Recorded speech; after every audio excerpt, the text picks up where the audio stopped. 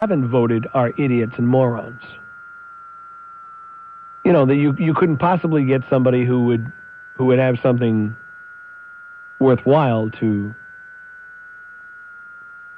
contribute. None of those people have been motivated to vote. They've all been motivated to vote, so there's no reason to get. And the megalomaniacal attitude that, you know, anybody that doesn't vote as I would vote is an idiot or a moron. Because that's exactly what you're saying.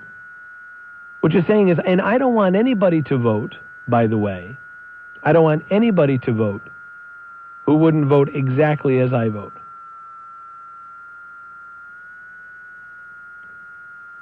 Whew. It really is frightening.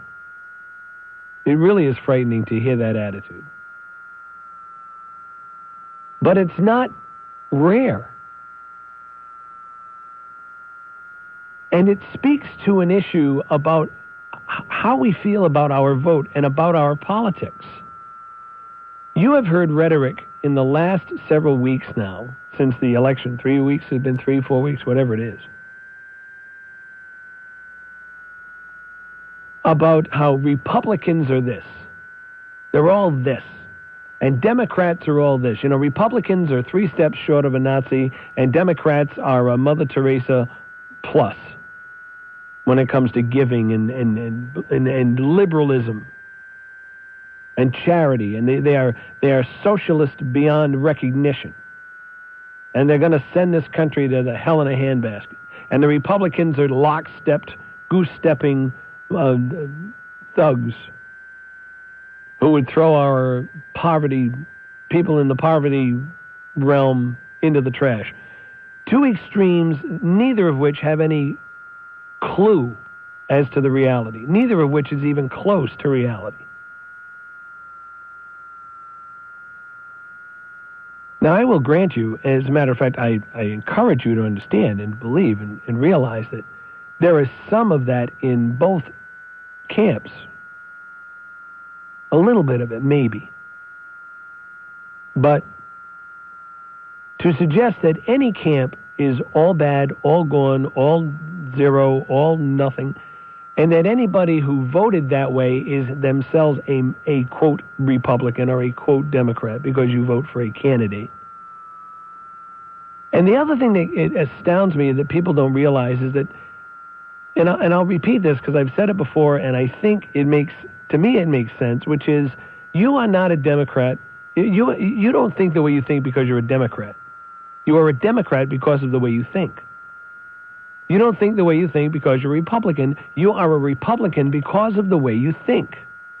That's why the Republican agenda has attracted you. That's why the Green Party attracts you. It's why independents attract you. The Libertarian Party attracts you. Whatever it is because of your background, your upbringing, your experience in life, how you've adapted to it, what you believe about it. Those are the things that make you who you are.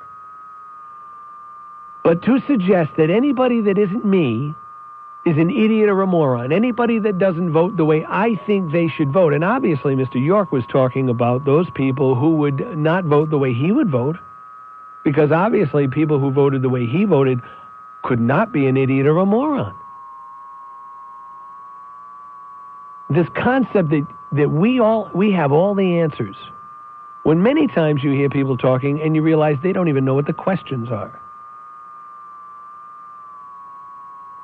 It is a disservice to discourage people from participating in the electoral process in this country. It is a disservice to the country, to the Constitution, and to the people who are lying under a cold ground right now who fought for your right to be able to do it. It is dropping your drawers and mooning the people who gave you this opportunity. This is what is going to keep America free, what is going on right now. And with all of the rhetoric, and with all of the mobs screaming and yelling now and protesting, and with all of the court battles, there isn't one armed guard at the polling place in this country. Neither of these candidates' lives is in danger, except from the usual whack jobs, of course. This country is strong, and election process is strong. And it can only become stronger when more people exercise their vote, regardless of whether you think they're morons or idiots. The moron is the idiot, is the person who has decided not to use his vote at all. Because it is the same, to me, as playing ball when you were a kid. You played football, and if it was your ball and you got ticked off and you didn't like a call, you go, that's it, I'm leaving, and you take your ball and you go home. The problem is, it isn't your ball. So if you quit and you go home, the game goes on without you. The score tallies without your participation. There is nothing you can do to change the outcome of the game because you quit. You turned your back on it. And nothing to me is more moronic or idiotic than the utterance of Mr. York on Friday suggesting that he didn't want to encourage people who didn't think as he did to vote. The self-serving, megalomaniacal approach to that is so stunning to me. It's so astounding to me that this guy thinks he has all the answers and nobody could be right about anything but him. That's the only way you could possibly think it's okay for someone who doesn't agree with you not to vote and to try to cheat them out of their vote. Don't say nothing. Shh, don't say anything. Shh, maybe he won't realize. Shh, don't say anything. Maybe she won't cast a vote. Shh, don't say nothing. Moronic, un-American. And frankly, I think he ought to be ashamed of himself, but that's what I think. What do you think? 437-0630, 1-800-321-9776, star 630 on your cellular one. If you want to talk about this, I'd like to talk about this to you because, this is very important. This is exactly how our country stays where it is. This process right here. And the only thing we've done is realize that we have to have, boil this whole thing right down. And you find out that the only thing we've come to here is that we've got to find a better way to vote. We've got to find a better, easier, simpler, less challenging way to vote. What do you think? 437-0630, 1-800-321-9776, and star 630 on your cellular one. Kane and Company. WPRO.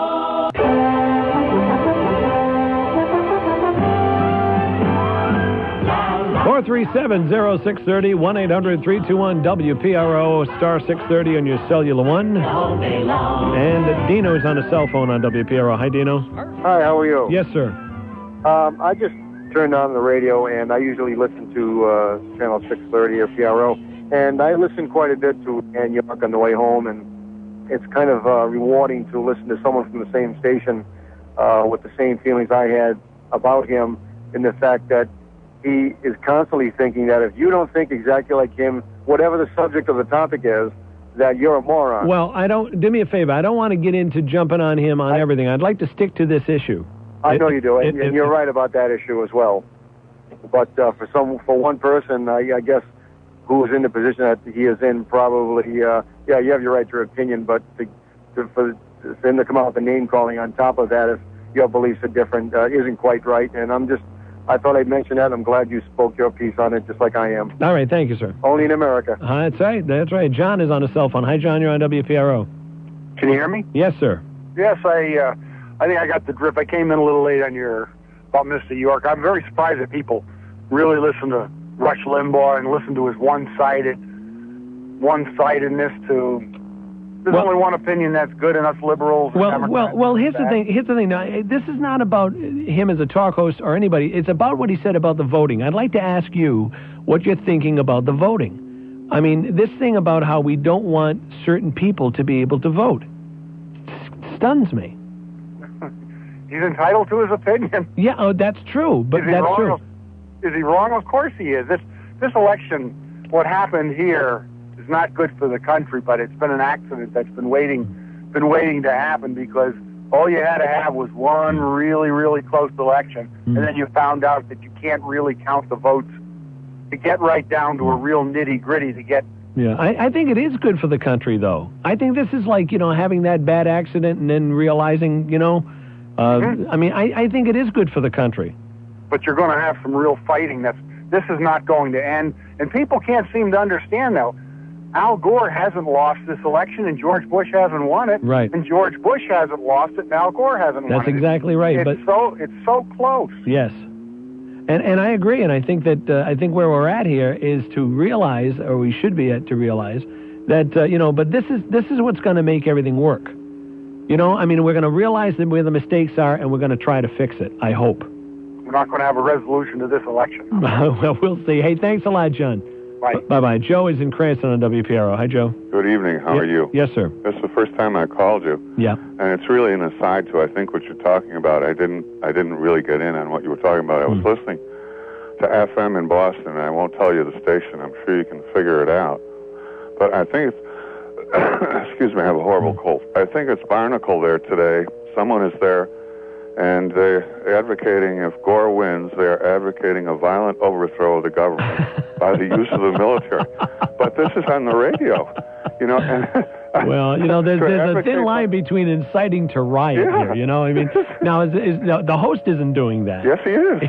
I think he's doing it in tongue-in-cheek. No, he's not. That's the thing. Yeah. That's why I wouldn't have called otherwise. Yeah. I've been inciting it tongue-in-cheek, yes. Yes. But this guy is real. He's saying that the military, because they lost their votes and all this kind of stuff, the military, if Gore wins, should riot and throw and drag him out. Well, first of all, I think that whole military thing was such a horrible faux pas on everybody. Just ridiculous. It is an outrage. Yes, it absolutely is. How ridiculously stupid. And even if you thought there was something not kosher there, how dumb have you got to be to do it over military ballots? Well, and you know what? Then he compounded it, because then the next day after they realized the faux pas, he came back and he said all the military votes should be counted, and he was blaming the Republicans for not counting the votes. Yeah. This is what a liar he is. Yeah. He is such a scumbag. It is unbelievable. Well, I'm going to tell you something, This is interesting. I hear this a lot about Al Gore, and you just haven't had a chance to, be under George Bush's reign, so you'd probably be saying the same thing about him down there. Bush. Well, but my point is this. But here's my point. You tell me this now. You see if I'm completely off on this one. I don't think we have ever elected a Boy Scout to that office except for Jimmy Carter. Yeah.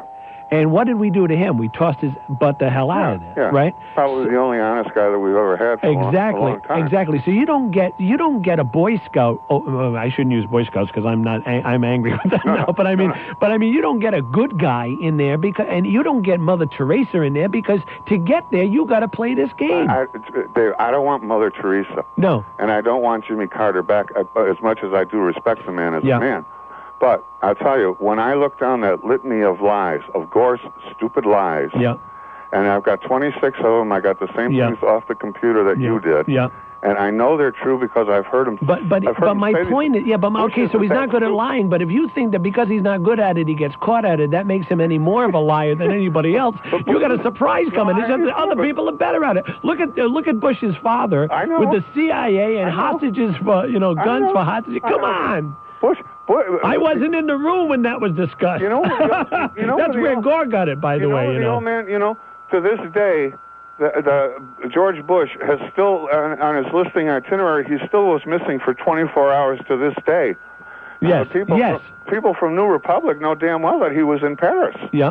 And he was consummating that deal with Tehran. Well, this is why when I hear this stuff, it gets me crazy. Not as a Gore person, because I'm not, but I mean, when I hear, it's like having two kids, your two kids, and they're fighting with each other, and they're both calling each other names, and they're both guilty of the same thing. Yeah, I know. And this is exactly what's going on in our country. But Bush is of a lesser magnitude. That's my only point.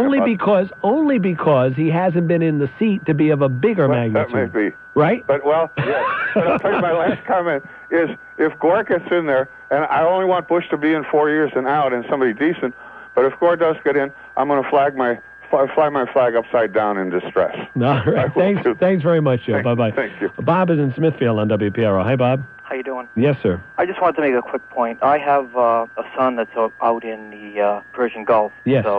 And I feel that they should definitely have their votes counted. Oh, no doubt. Absolutely. Another thing I wanted to bring up, the Democrats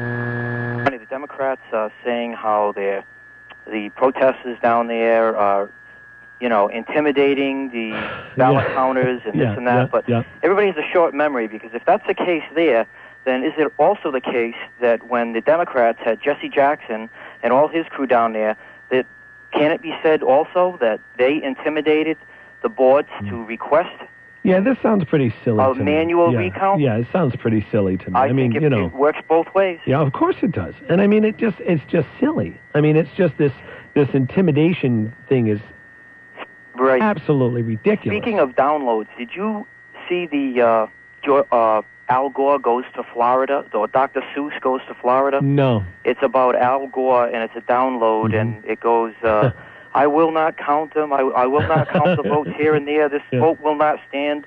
I will count them here and there. It goes on, and it's a riot. I'll have to check it out. It's right out of Dr. Seuss, and I just couldn't believe it. Well, I'm glad you called, Bob. Thanks a lot. Thank you. Bye-bye now. Bye. 437-0630, 1-800-321-9776, star 630 on your cellular one. 'Tis you and I on the radio until 7 o'clock tonight, actually 6:45, Paul Harvey time. Juan, the magic one, is answering the phones, and it's you and me on the radio until 7 o'clock. Hop on. 437-0630, 1-800-321-WPRO, and star 630 on your cellular one. And if you're listening online around the world, it's 1-800-321-WPRO. And don't forget, Father Misgivings is making his appearances at Christmas time, just a couple of them. Westminster Unitarian Church this coming Saturday night, December the 2nd. That's right, December the 2nd, this coming Saturday night at the Westminster Unitarian Church in East Greenwich. It's easy to find, and it's going to be a nice night. It's just sort of Coffee Ann and Misgivings. And the phone numbers to call for that, 884-5933, 884-5933, or you can call 732-6059. No, let's try that again. Check that, 732-0659, 732-0659, or 884-5933 for the Westminster Unitarian Church this coming Saturday night, Coffee Ann and Misgivings. And that's going to be this Saturday at the church, okay? And also Wednesday, December 13th at White's of Westport, dinner and show. It's a full meal and a show with Father Misgivings for Christmas, and you don't want to miss that, and that's going to be at White's of Westport. And the telephone number there is 675-7185. Area code 508-675-7185 for White's of Westport with Misgivings. 2 opportunities to see that for Christmas, and I think you'll enjoy it. It's a great way to spend Christmas with a good father, okay? I forgot to ask you the question I will ask you every day I'm on the air. Where is Jennifer Rivera's killer? Where is her killer? I'm not going to forget this young lady, and I want to know where Jennifer Rivera's killer is. The other thing I'm going to just mention briefly, we're in the election conversation now, but I do want to mention these two things briefly. There is a Boy Scout troop and a Cub Scout troop in Rhode Island that have come out to say that they will not acquiesce to the ban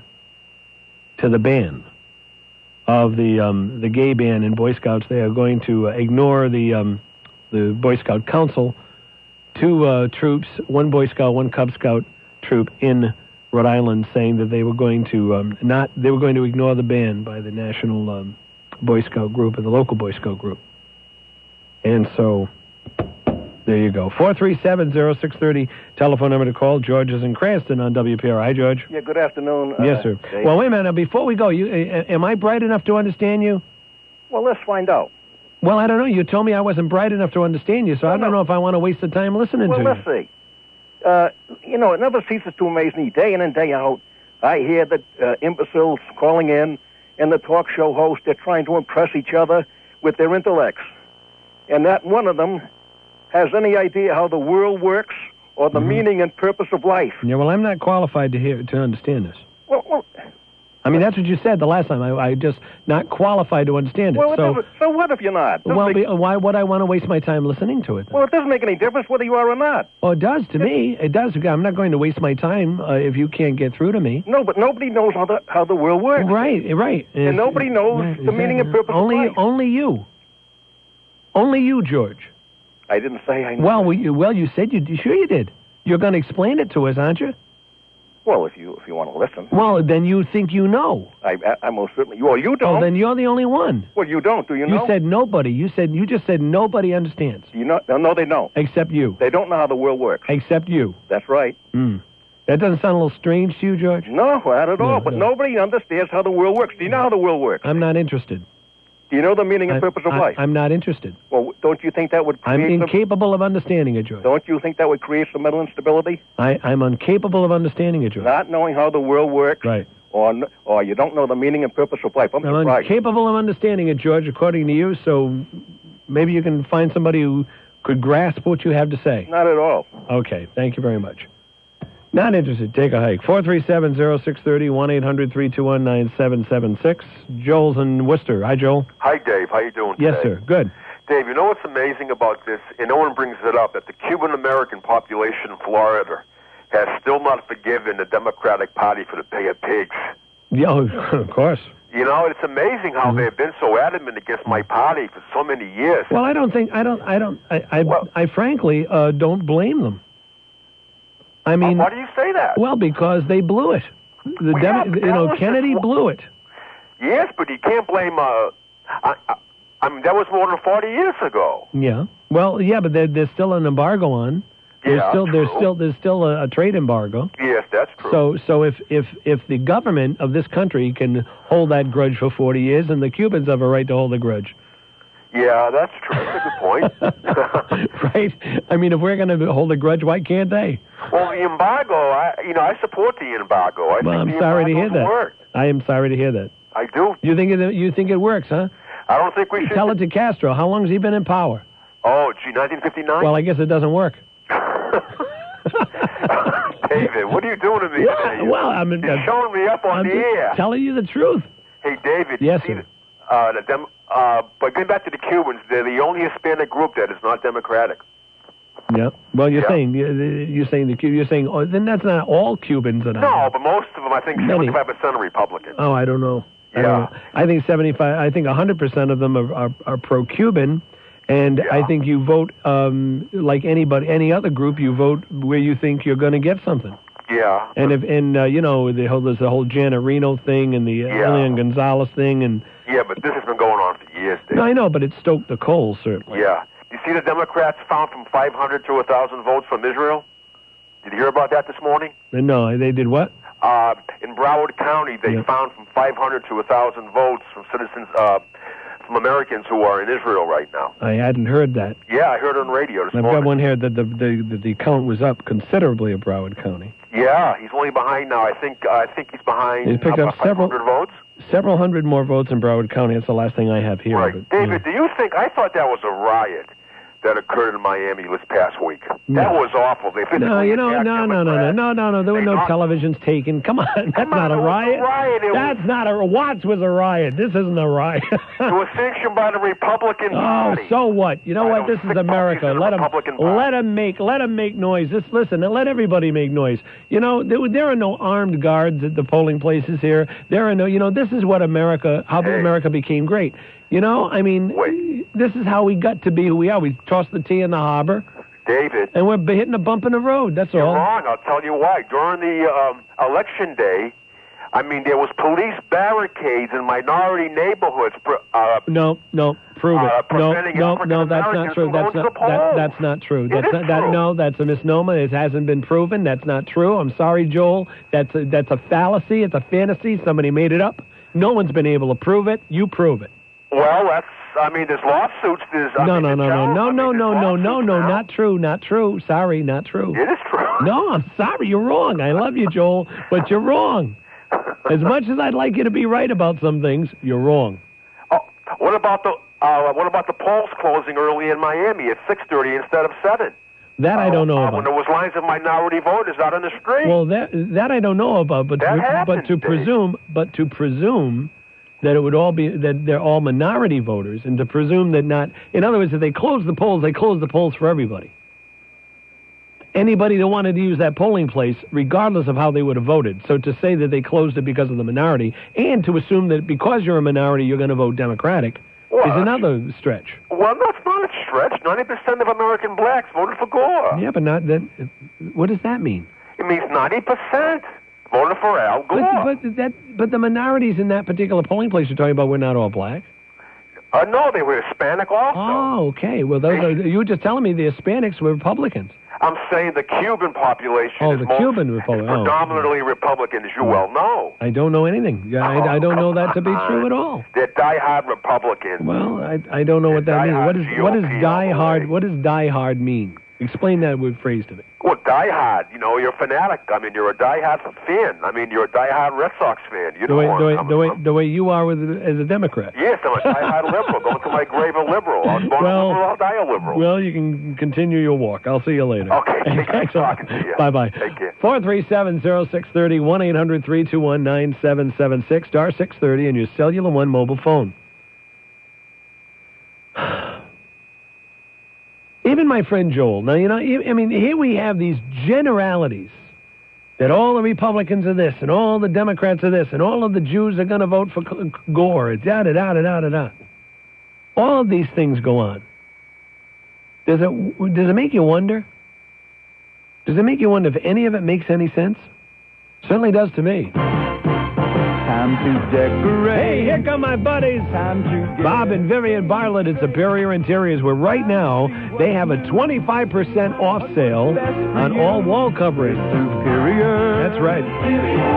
Interior. This is Brewster wall covering, and boy, wait till you hear the names. Names like Andover and Beacon House and Burge and Brewster and Mirage and J. Chesterfield Studio Designs, just to name a few. And you've got to see the selection of wallpaper books and wallpaper designs and colors. And they have the laser borders, too. And right now, 25% off sale on everything in the store as it pertains to wall covering. Check it out. And, of course, they have the California paints and floor coverings and window treatments. Everything at Superior Interior.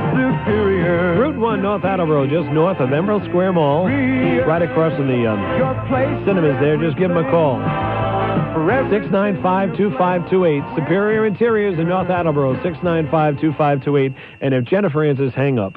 See, you can save you from separate beds, the one at your house and the one at her house. 437-0630, 1-800-321-WPRO. Star 630 on your Cellular One. And we're talking, of course, about the election and about the idiocy of the comment I heard on Friday. If that's what you'd like to talk about. Anything else you'd like to say? Leslie's in Smithfield. Hi, Les. Hello, how you doing, How's Dave? Bayhuman? Oh, not too shabby for somebody who just had a birthday. Uh-oh. Yeah, just call me H.J. Hines. Uh-oh, that's it. Boy, you have to get your birthday wax. Oh, no, not on Thanksgiving. Oh, yep, that's it. Sorry. No, they don't whack me on Thanksgiving. Drop them, baby. No. Drop them and take your wax. No, I'm not going to give you drop them yourself. I'll give you a few whacks. Oh, do the old wait a minute wax. now. Let me think about that offer. We'll try some beeswax. There you go. What's up? Oh, I think you guys are ready for something funny. You want to hear a joke? Yeah, well, it better be funny. It's funny, and I'll try to be as quick as I can. All right. Duck walks into a grocery store, goes up to the manager and says, "Do you have any duck food?" Manager says, "No, this is the people food store." The duck says, "Okay." The next day, the duck goes back in, walks up to the manager and says, "Do you have any duck food?" The manager says, "I told you yesterday, this is the people food store." The duck says, "Okay," and walks out. Next day, the duck comes back in, walks to the manager and says, "Do you have any duck food?" The manager says, "No, and I've told you twice already, and if you come back tomorrow, I'll nail your feet to the floor." The duck says, "Okay," and walks out. Next day, the duck comes back in, walks up to the manager and says, "Do you have any nails?" The manager says, "No, this is not a hardware store, this is the people food store." The duck says, "Do you have any duck food?" I heard that from a PC student a couple of weeks ago, and I've been telling everybody that is the funniest story. Glad you and it's clean too. Yeah, and it's clean, right? Clean. Exactly. Yeah. Well, let me tell you, that joke quacked me up. It did, huh? Thanks. Well, that's how ducks fly. Anyway, they fly quack up. I don't want to hear this. And cat rule. Thank you. Kane and Company. WPRO. Sunday, Monday, happy days. 437-0630, 1-800-321-WPRO. Star 630 on your Cellular One. You and me on the radio until 7 o'clock tonight. Actually, 6:45 when Paul Harvey comes along. And then at 7 o'clock, it's PC Friars in the playoffs. In the meantime, Chew and me on the radio. Goodbye, gray sky. Magic One answering the phones, and I invite you to get on the line. I started the show today talking about a comment I heard by Mr. York yesterday having to do with not wanting to encourage more people to vote because he would only be encouraging idiots and morons. And when you say things like that, you begin to show what you really think about this, and it is not uncommon, frankly, to hear. There's something very odd about the way we vote and about the way we think of our vote. Like only an idiot and a moron could not possibly vote about the same for the same person we do. And we don't want idiots and morons to have their vote, because anybody that doesn't vote just as we do has got to be some kind of a fool. Because we have all the answers. This gets down to the right to vote in this country, regardless of whether or not you are pleased, regardless of whether or not you like their vote. It is astounding to me that people can be so narrow-minded in their thought process of something so very important. Also, it suggests that, if you're encouraging someone to vote and only idiots and morons listen to you, maybe you ought to rethink your ability to convince people or something. Who is it that's listening to you to begin with? Mary is in Coventry on WPRO. Yak Shamash. Yak Shamash. Okay. Okay. Hanging in there. Yes, sir. Now, I heard on the radio sometime today, or was it television? Yeah. My husband had it on. It was something about by tomorrow they should know who is going to be elected. Well, tomorrow the voting will be virtually over, but whether or not it will be challenged at that point again is something else. Right. And if one or the other is certified as the winner, I'm sure we can depend on the other person to challenge something in there. I think we should know pretty soon. Well, what do you mean? Think we should know? You I mean you we're want it to be long enough. Yeah, but I don't know what long enough means. What does long enough mean? Well, what is that? 2 weeks since we voted? But what does that mean? Long enough? Long enough for what? Long enough to vote. Get the right person or the bad person or the wrong person? Well, whoever comes in, let it be done. Right. Well, that. Of course. I don't know if you heard about this. A certain person that was murdered by 5 fellows, and they want to give him the death penalty in the state of Rhode Island. No, they can't do that. You heard that? Yeah. Well, I don't know, but they can't do that. The little girl came from Coventry, and the boy, whatever. Yeah. Well, I think that's awful, but I mean, the death penalty is a whole other conversation for me, and all you do is become the same thugs that they are. That's all right. They deserve it. Those 5 No, I'm sorry. It is not your job to decide that any more than it was their job to decide that somebody else should die. Well, we vote to make a decision. No. God tells you, I am the one that gives life. I'll decide when to take it. It isn't up, it isn't up to our society to take lives. I'd like to see the death penalty for certain. I know you would. I'm sorry to hear that. Certain ones. I'm sorry to hear that because how do you teach your children? How do you teach your children that something is wrong when they see you do it? Well, I mean, if you tell your children don't smoke and then they see you smoking, do you think that works? It's Mary, answer my question. What's that? When you tell your children not to smoke, and then they see you smoking, does that work? Well, I never smoke, so I don't have that problem. You're not answering my question. You're afraid, huh? Well, they can smoke outside. Okay, great, Mary. Thanks a lot. Bye-bye.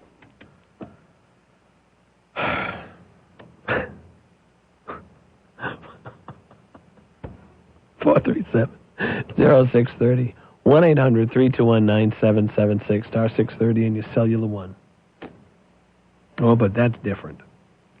437-0630 1-800-321-9776 *630 and your cellular one. You and me on the radio until 6:45 tonight, talking to you about some very serious issues today. This issue having to do with our voting and our voting rights and who should be allowed to vote. I mean, if you say that idiots and morons, you don't want idiots and morons voting, then should we have IQ tests at the voting place? Should we have literacy tests again? It wasn't that long ago when we had them. Should we have loyalty oaths? Should we find out if you have the ability to write your own name and recognize it on a piece of paper? Should we have House Un-American Activities loyalty oaths at the front door of the polling place? And who's going to decide who's an idiot and who's a moron? Who's going to decide whether or not what you decide to vote for is kosher, and if your reasoning is proper? Whew. And on it goes. It's amazing to me. Kane and Company. WPRO.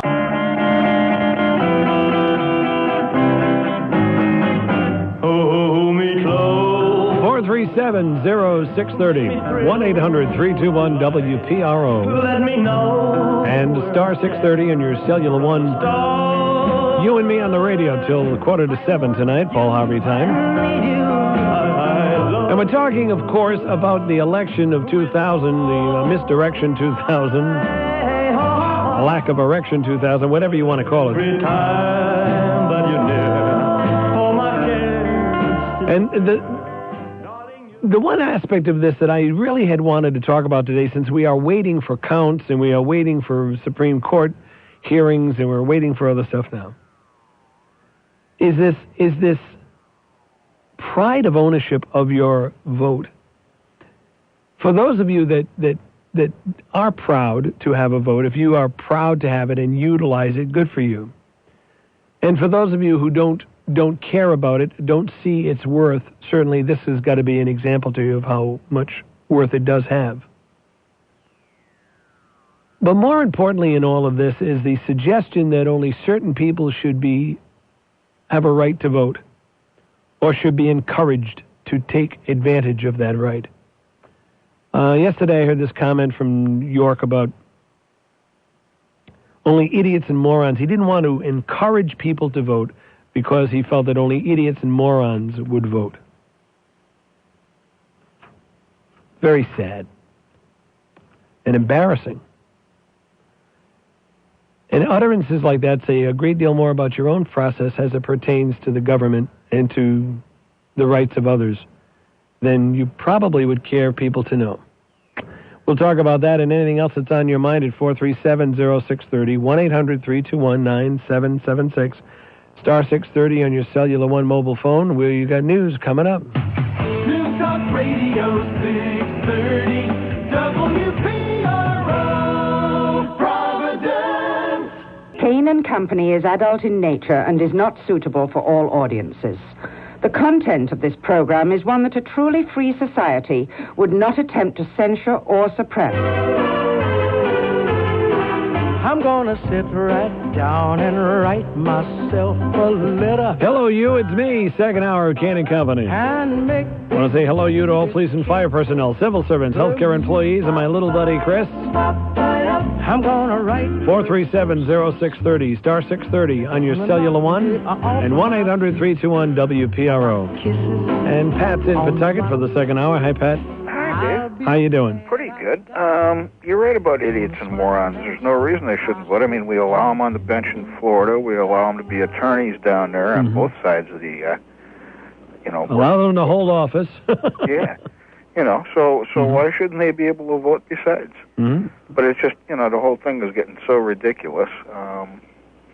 And I don't know that either one of these gentlemen, neither of whom I voted for, is going to be able to take and lead this country after this morass. Well, I think they'll probably will, but only for 4 years, I have a feeling. Well, I tell you what, I'm retired military, and there's a whole bunch of people in the military right now getting ready to put in their retirement papers if Gore wins it. We've been hearing that a long time. Yeah, well, so what? No, so what? So what? Goodbye. That's mighty interesting. Well, what? You wanted to retire. So what? What's that going to do? What does that mean? What does that mean? We got to put in who you want. We got to put in who you want. No, it just means I'm going to take my ball and go home. Well, go ahead.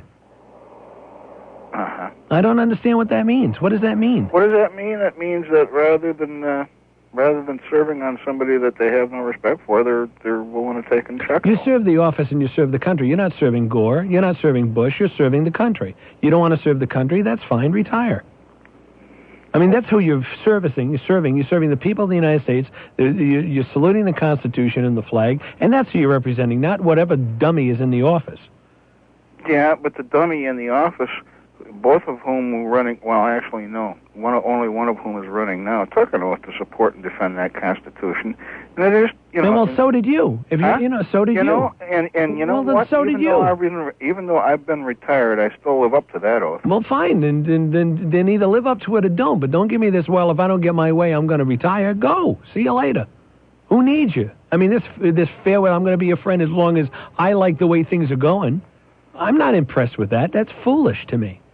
You're in the service and you serve your country because you believe the country deserves your support and because you think the country and the people and the Constitution and what it was founded on is important, not because you didn't get who you wanted in the White House. But don't what a bunch of mamby-pamby crap that is. But don't you think those people in uniform deserve the support of the people that have been elected?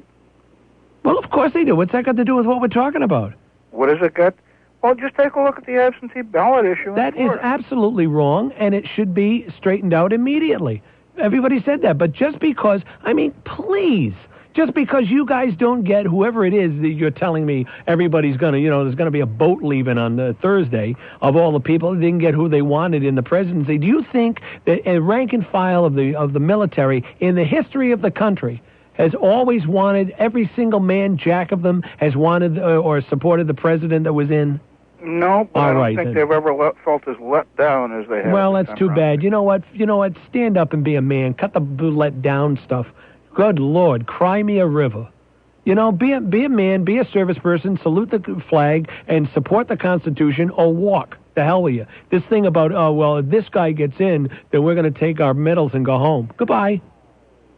Well, I guess that they don't have the right to voice their opinion. They do, but voicing their opinion is not the same as saying, if I don't like it, I'm leaving. That's not what they're saying. You said to me, if they... under a guy they don't That's respect. ridiculous. That's absolutely hideously stupid, because you don't have to respect him. You're not respecting him. You're respecting the office and the country. It's got nothing to do with the body in the chair. But the body in the chair, when they make it pretty tough to respect that office... That's absolutely ridiculous to say that you don't respect the office because somebody got in that you don't like. There's no logic at all there. It's emotion and foolish.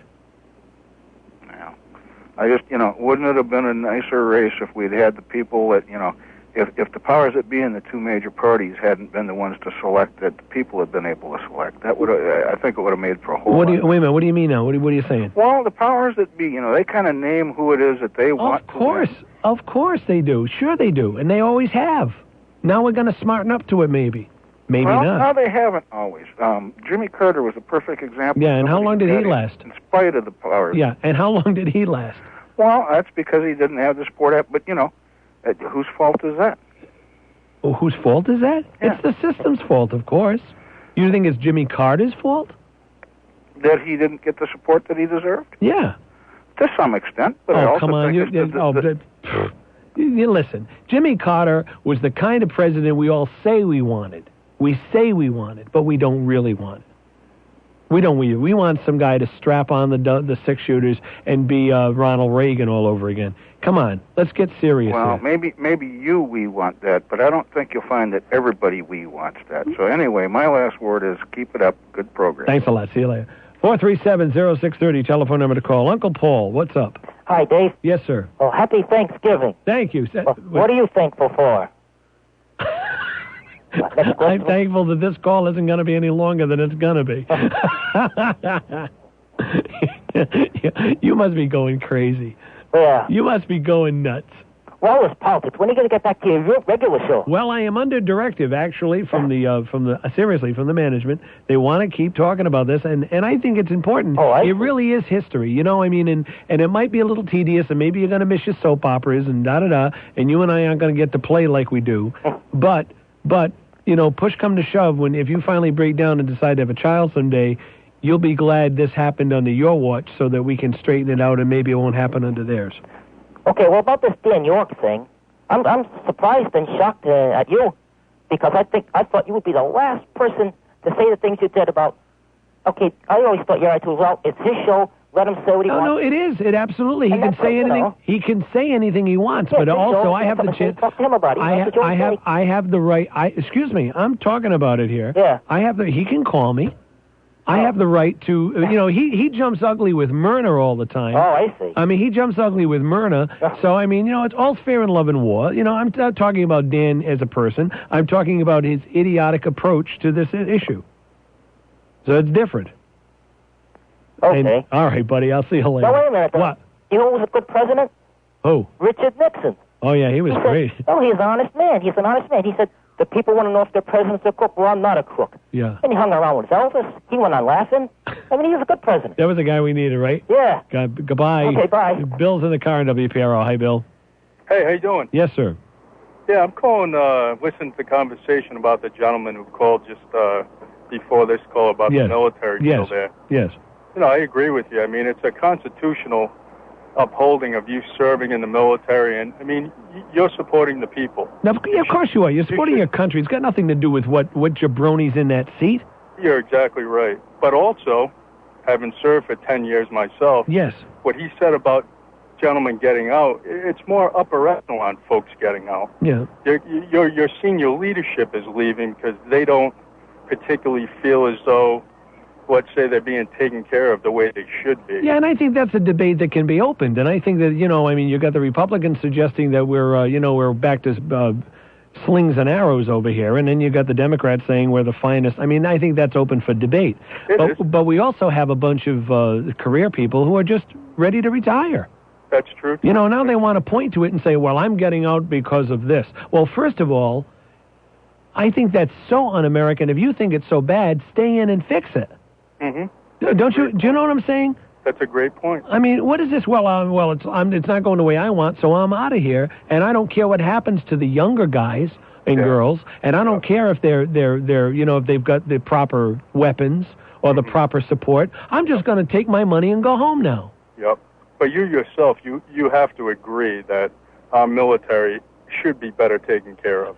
Listen, I have been screaming on my radio show about the foolishness of a Veterans Day parade when you can go to the Veterans Hospital in Providence and be so stunned by imagine having to go into a hospital and prove to somebody that you got Agent Orange and have to prove it. I mean, my father passed away there at the Veterans Hospital. Yeah, well, so did mine. Coincidentally, so not because of war-related injuries, but mine neither. But I mean, you look at that and you see. And I was at the Veterans Home the other day, and it's a nice enough place. I mean, if you got to be someplace, I guess it's okay. But I mean, we talk a great game, and we want to put monuments and we want to bring these guys into the political conventions, and we want to have a parade on Veterans Day, and then we make them fight to prove that they have post-traumatic stress. We make them fight to prove that, as I said, Agent Orange, or that they have some other, service-related disability. Yep. Yeah, just horrible. Absolutely horrible. We are a biggest bunch of bulls on this one. It drives me crazy. Yep. And so, I don't know about the whether or not it's up to date, weapon-wise and all of that. I have no idea about that. But I do know that I've seen veterans who got sucking into Vietnam, as an example, have to practically go in hat in hand in the veterans place, in the veterans hospital, and try to get treatment. Yep. That's true. And that says all we need to know about us.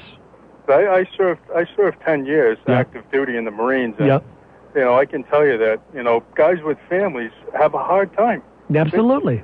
They have a hard time making ends meet, and the housing isn't up to par at all. I know it's awful. I mean, these guys would be on welfare if they didn't work in the service, and of course that's awful. And I think, but a lot of that has to do with something that both parties have done in their reign. But they're buying $300 toilet seats for the military. Yeah, that's something me and my wife talk about all the time. Right. I mean, let's get some reality going here. Yeah. All right, Bill. Thanks a lot. Hey, good talking to you. You too. Bye-bye. Bye. Tim is in Providence. Hi, Tim. Well, I've got a couple things. First off, I think you and I should go into business, start a radio station with a computer, okay, and that whatever the callers want to hear, the computer will answer the phone. Okay? I think you've got that on some stations already. 24 hours a day, whatever they want, it'll just spit back exactly, and there's no listening required whatsoever. Okay. And I think it would make $1 million. Okay. Because people would just love that. Okay, second thing, I'm in the process of moving. and I found two of the scariest magazines I think I've ever seen in my life. I don't know. I know how I got one of them, I think. Yeah. Okay, now, you've got to tell me which of these two magazines is worse, okay? Yep. All right, the first one is a 1959, I think it was called American Family Nudist Magazine. Oh, yes. I remember that. There is nothing censored about this whatsoever. Right. I remember it, yes. Were they playing volleyball? Yeah, exactly. Volleyball is very, very big. Okay. It's Ozzie and Harriet, right. You know, all of these people. In the buff, right. Completely, and right. their children. And all white. Yeah, oh, yeah. Oh, definitely so. Okay, next. This would probably be child porno for all I know. The second one, I don't know how I really got this one. It's from 1993, Let's Talk magazine. Let's Talk? Let's Talk magazine. What another piece of garbage. I was sitting there laughing at all these people. Is my name in there at all? No, absolutely not. But it used to be. All the usual suspects are all there, and they're all talking about how fantastic their radio stations are, yeah, and how supportive. Of course, this was 3 radio stations before they were on. So, and then the scariest part was I looked at it, and it had my address and name on it. Yep. So I must have. I think it was. Well, you know that was. I subscribed to it. And yeah, that was a local. Part. That was a local bust thing. That thing. Yes, exactly. So I gotta hold you because I gotta stick to this election stuff. But I thank you for that, and hang on to that. That may be a clue. Hi, honey. Is E.T. on the radio? How are you? Well, I know I'm coming along. Yes. But I'll tell you later when we'll have a long talk. Oh, really? But I want to be the first to call and say how proud I am to be an idiot. Because I look back at the last century, and if they were all idiots, think of what they did. Think of the inventions, the improvements, all these wonderful things. Do we call the curtain on it now, and the rest of us idiots aren't going to do anything? Now say that again. Are we going to call the curtain on the whole thing and figure now these idiots in this generation are not going to be able to do anything? Well, I don't know. I don't know. I don't know either. But I'm not unhappy to be an idiot. No, isn't that amazing, huh? And you're in my company. It is just astounding to me that, you know, that somebody would have that kind of gall to think that they've got all the answers when most of the time they don't know the questions. It's absolutely ridiculous. Horrible. Everybody's an idiot. Yeah. Everybody's an idiot, but the guy who's going to explain it to you, he doesn't explain anything. No. Well, listen, all the idiots of the last century were great. Well, I know it. I mean, you know, my mother used to say, tell me who your enemies are, and I'll tell you how you're doing. How you doing, yeah. Right? Yeah, yeah. And so there you go. Yeah, so anyway, my hat's off to all the idiots. Well, good for you. I'm glad you have some respect. You know what I mean? I'm glad you have some respect because... Yeah, well, listen, I'm as idiotic as you are. Yeah, well, listen. So I can't say anything against you, and you can't say anything against me. Thanks a lot, honey. I hope you're feeling better. Are you feeling better? Well, yes. Good. Yeah. All right, we'll talk. I'll call you another time. All right, thanks a lot. Bye-bye. 437-0630, 1-800-321-9776. Star 630 on your cellular one mobile phone. 437-0630, 1-800-321-9776. Star 630 on your cellular one. You and me on the radio until 6:45 tonight. And we're talking about some of the things that we have heard recently. And I'd like to know what you think. You know, I had a guy call a little while ago, and he said to me that, you know, the military was going to quit if Gore got in. And the idiocy of that phrase, the foolishness of that, I don't like who we voted for, who the American public voted for, regardless of who that would be. I don't like who the American public voted for, and therefore, we're quitting. We're taking our medals and going home.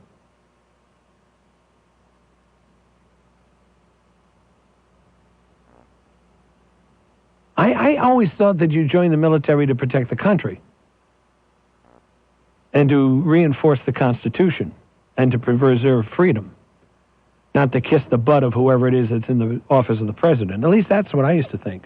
John's on WPRO. Hi, John. Hi, how you doing? Yes, sir. I agree with you. You know, you join the military to serve your country and everything. But another perspective on this is that gentleman there has served in the military for the last umpteen years, and you know, he's enjoyed a good tenure in the Reagan years and the Bush years, and myself being in the military now and having been in the military with them presidents there, you got their full support. You knew they helped out. You had the money for fundings. You had the money for training. Back up. No, wait. I know where you're going. Hold on a minute. First of all, do you think that the entire military went to hell in a handbasket in 8 years? Well, what has happened in the last 8 years is the military has been alienated by the current administration because they have been cut back by a third. Mm-hmm. So what do you do about it? The missions have increased double, if not more. So what do you do about it? You quit? No. What I'm saying, no, I understand that. No, you don't cry about it. You grunt it through, and you just No, maybe you work to change it. Right, but what I'm saying is that they have been alienated because of the liberal point of view. So what? On the military. So what? Is that it's because there's a person that's on the radio show that works for this radio station who believes that it's a good thing to let all the countries in on everything we have, and let's play on a level playing field so that it's a good thing. And it's not a good thing. Well, that person isn't running for office, and again, you know, so what? You know, so I keep hearing you telling me people with that train of thought are running for office, and they do run for office. And I'm not saying, you know, I'm going to stay in the military regardless because I love my country and I believe in our way of life. Fine. And I may not be happy about it, and that's fine and dandy. But aside from not being happy about it, what are you doing about it? Well, I have to take care of the people under me, and that's what I try to do. But how about changing soldiers in this country who are on welfare? Yes, and it's horrible. Right, absolutely disgusting. They're alienated with what has happened in the last couple of weeks with the not just the election, but with the overseas trips and things like that. Mm-hmm. And they think that more of what's going to happen, if a certain individual wins, there'll be more of that. And that's not a reason to get out, but it is a volunteer force. And some of them are going to say, you know, well, it is a volunteer thing, and if I don't have the people behind me that I know are going to look out for our best interest, like let me just say it straight up, the Republican administration, I would prefer more with a Colin Powell and a Norman Schwarzkopf back there, because I know they're soldiers, they're not politicians, and they're going to be looking out for my best interest, and that's what I believe. I don't believe that the other administration is going to be looking out. They undercut everything with the military, and in my point of view, the military, before Social Security, before Medicare, before everything else, comes first in this country, and a lot of people don't believe that. Listen, I think that's perfectly fine, but here's my question, okay? Here's my question. You have administrations long before the Clinton administration, which everybody's got so crazy about, okay, that are buying, as we mentioned earlier, you know, $200 toilet seats. And yet you have the rank and file on this, you know, practically on welfare. Right. What's wrong with that picture? A lot, right? Absolutely. All right. This happened during Nixon's administration. It happened during Reagan's administration. It happened during Bush's administration. Why aren't you screaming about that? Well, because that situation is nothing that can be controlled by myself. But if we look at that, that's wrong. That's wrong. It is something that can be controlled. You have to vote on things. Right. You have to use the power of your vote to change it. And not only that, you've got to lobby. You've got to get some things going. You've got to take your experience and your standing in the military and get other people who have more brass than you do and start moving on it. The reason it hasn't changed is because the brass upstairs is playing the same political game so that they can get upped. Right, or what they do if they sell that $200 toilet seat, it's because maybe some company lobbied in Washington. Yeah, but before that, wait a minute, back up. Or something. Back up. The guy who you report to is playing the political game. So you're getting screwed by that guy, not by the administrations. You're getting screwed by the guy who is allowing that to happen within the Pentagon. Right. Now, but with that said... So your anger should be with the Pentagon and the people who are there and have been there, like the Schwarzkopfs, like the Colin Powells, and I have great respect for them, and the people like them who have all the brass and who are making these decisions and these purchases out of the Pentagon. Right. Well, maybe all that extra money was going to Area 54. No, I'm kidding. It could be. Yeah, but you know what? It would have done more good than it's done for our boys now. You're right, but then again, Something tells me when somebody says we've paid $200 for a toilet seat, a light goes off in the back of my head and say, wait, something's wrong with this. If we really paid $200 for a toilet seat, then there's some company or some politician getting really fat off of something here. But then again, I think to myself, maybe there are projects, or maybe there are some projects. Hey, John. Why do you think these guys are fighting so hard in Florida to get those freaking votes? Of course somebody's getting fat, John. Right. Come on. Or then there might be some projects. They could be sending things up into space or something, satellites. I mean, we don't know everything. How about just taking care of our kids? How about just taking care of the people in the uniform? That's right. Let's start at the basics. That's what should be first and foremost. All right. But you don't win by losing. You don't win on a battlefield by picking up your M16 and walking home, do you? Right. And not everybody's going to bail, and I think a lot of people will because of the disenfranchised, because they're all bent out of shape about the last 8 years, and they feel that they've been left out in the wind. And I agree with that. I don't agree with what they're going to do. I agree that we've been kind of left out there in the breeze a little bit, and I'm hoping that we get a better administration to get more support toward us. Well, I get news for you. Regardless of who you get in there, you've got to be screaming and yelling about this, because if you think it's only that administration, you're very naive. Which one? Okay, John? Okay, thank you. Thanks a lot. Bye. Sergeant Rock. Hello? Easy Company. Yes, sir. One of the greatest comic books of all time. Yes, sir. How are you? Do you remember it? What's that? Sergeant Rock in Easy Company. No. Oh. How old are you? The fact that I don't remember it doesn't mean that I'm not sufficient of age. What is your point? I'm just asking. I'll tell you how old I am if you tell me how old you are. It's immaterial. What did you call about? All right. I was just trying to be humorous. That's okay. No, that's all right. I just don't know what you're talking about. All right, well, I'll get to the point. Oh, by the way, neither Schwarzkopf or Powell have had anything to do with funding in 8 years. I'm talking people like them, people of their ilk and of their brass. Yeah, if there's a problem, it's with Shelton and the Joint Chiefs. Yes, of course. I'm a former aviator, and I have friends who are still in the service, and they've been dropping out left and right. As a matter of fact, I think there's only 3 out of the dozen or so that I would call close friends. Who are also aviators, Air Force, Navy, Marine aviators, and the morale is really bad. And maybe something will be done, but that's not for me to say. Question for you: have you ever split your ticket when you were voting? Oh, sure. Okay. I've been watching the Broward County debacle with the subjective rules they've been using. This is one of the criterion that if they look at the holes that are punched. And if most of those holes are for either the Democrat or the Republican, and there was no hole punched for the president, they are assuming that the party that had the majority of the holes gets the vote, which totally... Now, that's the first time I've heard that. Where did you hear that? It's on MSNBC. Oh, it is on God. Fox. It is on Fox. It all right, is on I'm CNN. just asking. I just hadn't heard it. They're all talking about it. Matter of fact, Governor Frank Keating just came out and made the point again, and even the commentators on MSNBC are saying, yes, that's what they're doing. Okay, so now let's look at this for a minute, okay? Oh, by the way, I want to talk about percentages, so I hope you don't cut me. No, I never cut people off. Don't you know that? Let me listen to you. No, I'm just saying... So we've got all of this, this Chinese fire drill thing going on now. Yeah. Okay? So now we stop it, okay? Now we say we step 3 steps back and say, hold on a minute. We're going to figure a way that the entire country, the ballots are absolutely identical. They are easy to mark, and for lack of a better expression, only a moron would not understand. Well, of course, only one section can be absolutely identical, because that would be for the federal office. No, I'm talking about how you mark the ballot. Like here in Rhode Island, we finish the arrow. That'll be fine with me. Okay. Yeah, that's what I'm saying. So this is what we come out of this thing, so that nobody can say he didn't do this. Okay? Matter of fact, even with those ballots, we had Vinagro in Johnston. People wrote in, but they didn't, finish the arrow. Hey, Mr. Kane, even in this state, when all you had to do was connect the line, a lot of people still couldn't do that. Well, that may be, but the point is it's not going to. That may be, but the point is it's not going to be suddenly determined for another candidate. Is what I'm saying. Right. Okay. Maybe they couldn't do it, but you're not going to say, "Oh, wait a minute, that was absolutely a Gore vote." You know what I'm saying? Yeah, sure. Okay, go ahead. Know you about percentages? Okay. We've been using projections in Florida for 2 weeks. First, it started off with, you know about the telemarketers jigging up, all that. Yeah. Okay. And then they went to, a certain percentage, we're going to take 1 or 2 precincts and see if we have a percentage of change. Yeah. So it was all on sampling and speculation of numbers, right? Mm-hmm. That was the justification for where we are today. Okay.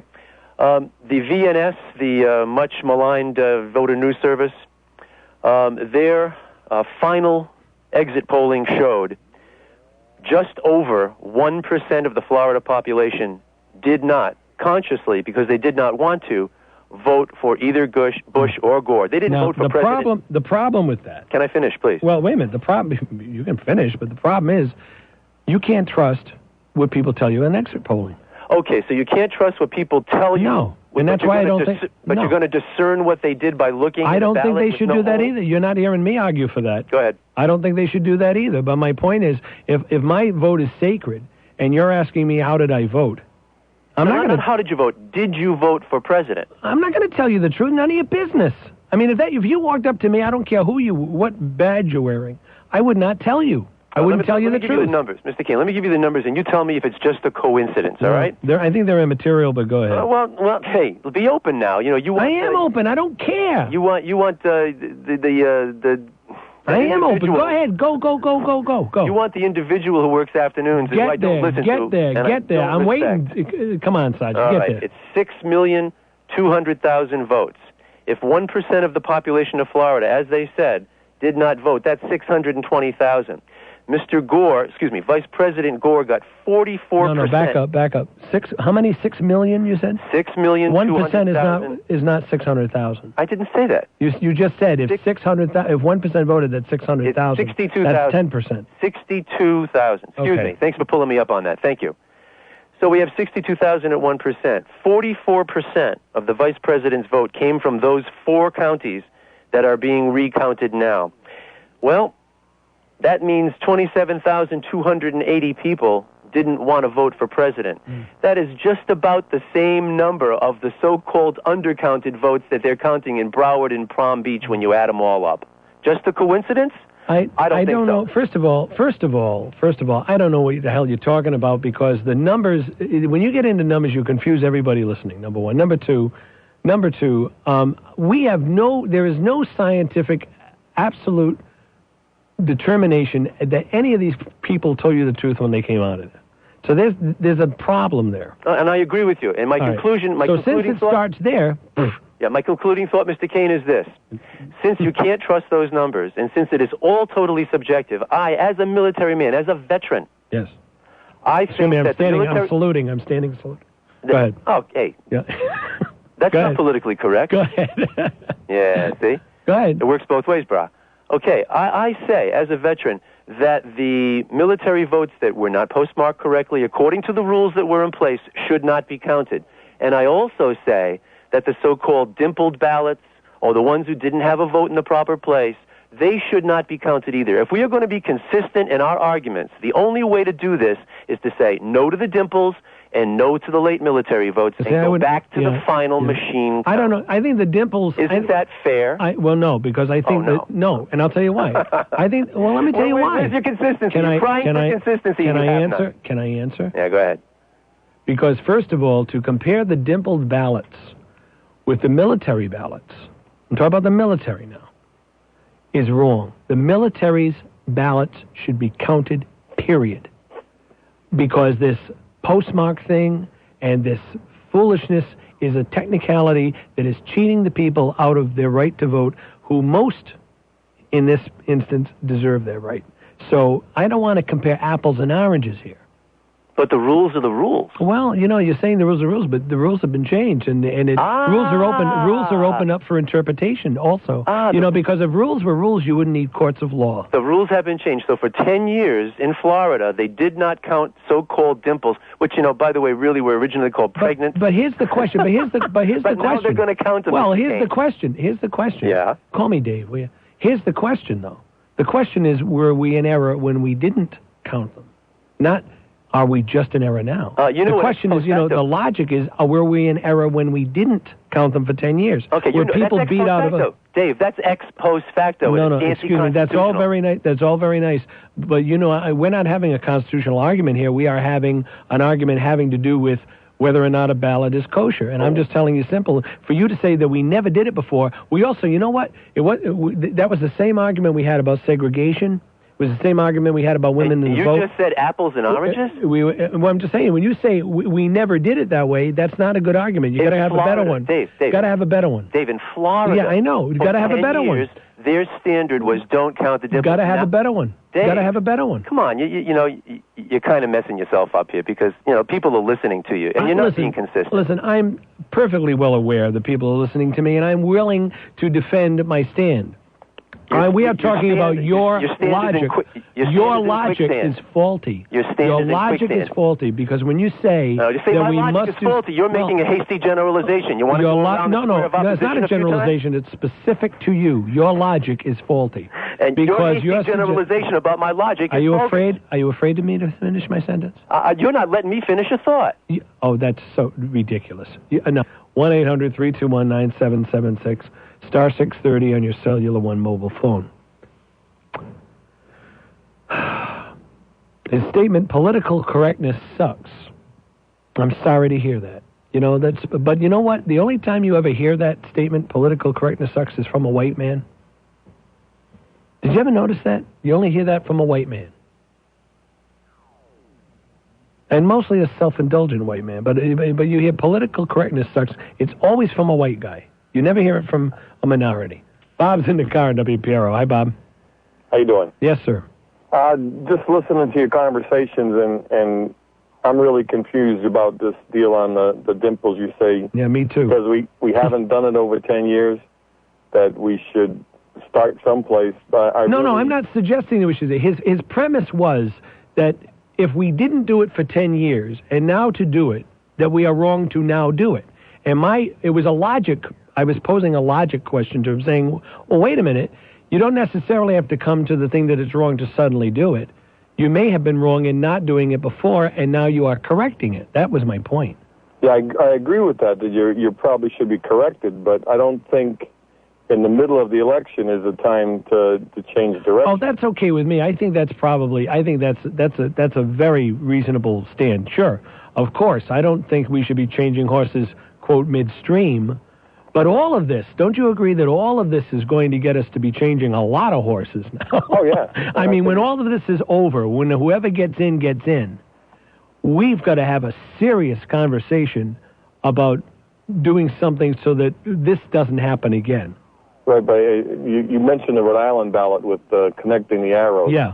I saw some ballots in what I was working with it where someone touched a pen in a position that is between the arrows and then voted for somebody else and it threw their vote out. Yeah, right. Well, that's okay, though. You can get another ballot. Yes. You can get another ballot. But I don't think they even noticed it because it wasn't another ballot sought. Well, so but how do you know? Wait a minute now. Well, hold on a minute. How do you know that it was kicked out then? Because it's invalid if there's a spot, even a small spot there. I understand, but how do you know that person didn't know about it? Is what I'm asking you. Well, that's what I was told by. I was told by the person who monitors the machine when a ballot's kicked out for a write-in or something else. It makes a special tone or something like that. Yeah, and so if then invalidates part of the ballot, you don't know what part it invalidated. So you give them a new ballot. Invalidated. Yeah, right. Mm-hmm. Okay, great. But I mean, I still think it's a good one. Oh yeah, I think it's better than anything else I've been seeing out there. Well, I think we should have something where you're not going to be looking for nipples and dimples and pregnant and backwoods. You know what I mean? A line is a line, right? I see those people looking over their glasses and holding it up. Yeah, well, listen, you're trying to do the best you can with what you got, fine, okay. But I mean, my point is just to say, here's another, even in Johnston, we had that connect the dot thing, and then you had the people that wrote in Lou Vinagro, but they didn't. I think you should have got the votes. Well, absolutely I do, but there's an example where nobody can say, really, nobody can say, wait a minute, they didn't mean to do that. You know what I'm saying? Unequivocally, they wanted to vote for him. Exactly. So what we need to do is we need to have a system, maybe this one, where there can't be no. Well, I know I put the line next to Bob's name, but I really wanted Dave. Right. You know what I mean? Or well, I know I wrote Bob's name in, but gee, I didn't connect the thing, and so of course I've always voted for Dave, so I must have meant Dave. Right. I personally think they ought to close some of the loopholes on recounts too, because I think they say the machines are up to 1% inaccurate, which I agree they can be. No, they're up to 7%. Is it 7% inaccurate, some of them, yes. Yeah, but I mean, 3 people, with working on 15-hour, 18-hour shifts. Yeah, I know, absolutely. But that's probably got a bigger inaccuracy. But if you have a better system, you're not going to have as many requests for recounts because it's going to be more obvious. The recount comes from this foolishness. Or if we get a better system and say the machines are going to count it, and that's it.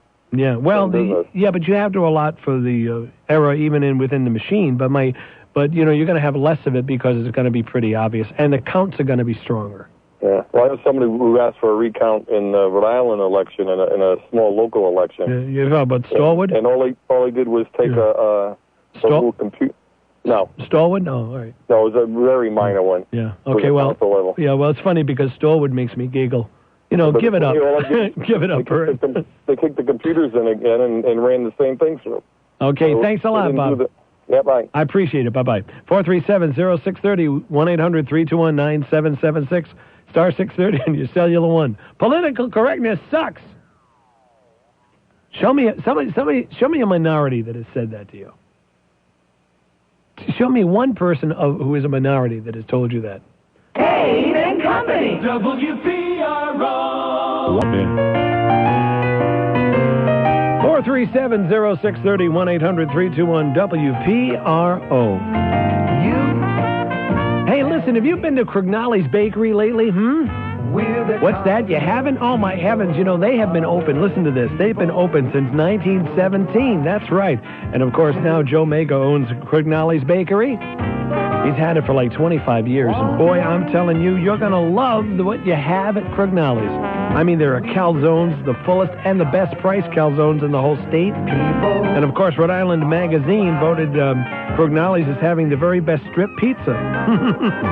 There's hand-cut Italian bread with all natural resources. The natural ingredients, excuse me. All natural resources. And they've got 5 locations. Newark Street at the corner of Valley and Providence, 567 Reservoir Avenue in Cranston, 237 Newman Avenue in East Providence, 805 Charles Street in Providence, and 1342 Douglas Avenue in the Town and Country Plaza in Providence. Crognoli's Bakery. Alive and well. And boy, do they smell good when you go in, and taste even better.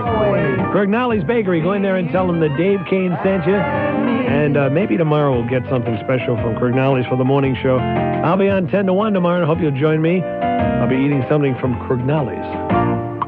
And Forrest is in Providence on WPRO. Hi, Forrest. Hi, Dave. Almost couldn't see you for the trees. Oh, thanks. So you're welcome. You got to speak up for me, please. Excuse me? I can barely hear you. Speak up. Oh, I'm on a payphone. I Okay. stop and call in. Anyway, I think that all the votes should be counted. And as far as the military ballots, the ones that are not signed should not be counted. Are not signed? Yeah, the ones that are not signed. I didn't know that was one of the problems. Well, I thought it was. No, I think it mostly had to do with, I believe it had to do with postmarks. Yeah. Yeah. And as far as, like, people getting out of the military, I think the military offers a lot of things that civilian life doesn't offer, such as 20-year retirement and stuff like that. And I think that I served in the military myself, and I don't know, I just think that, I don't know, I lost my train of thought. That's okay, I do it all the time.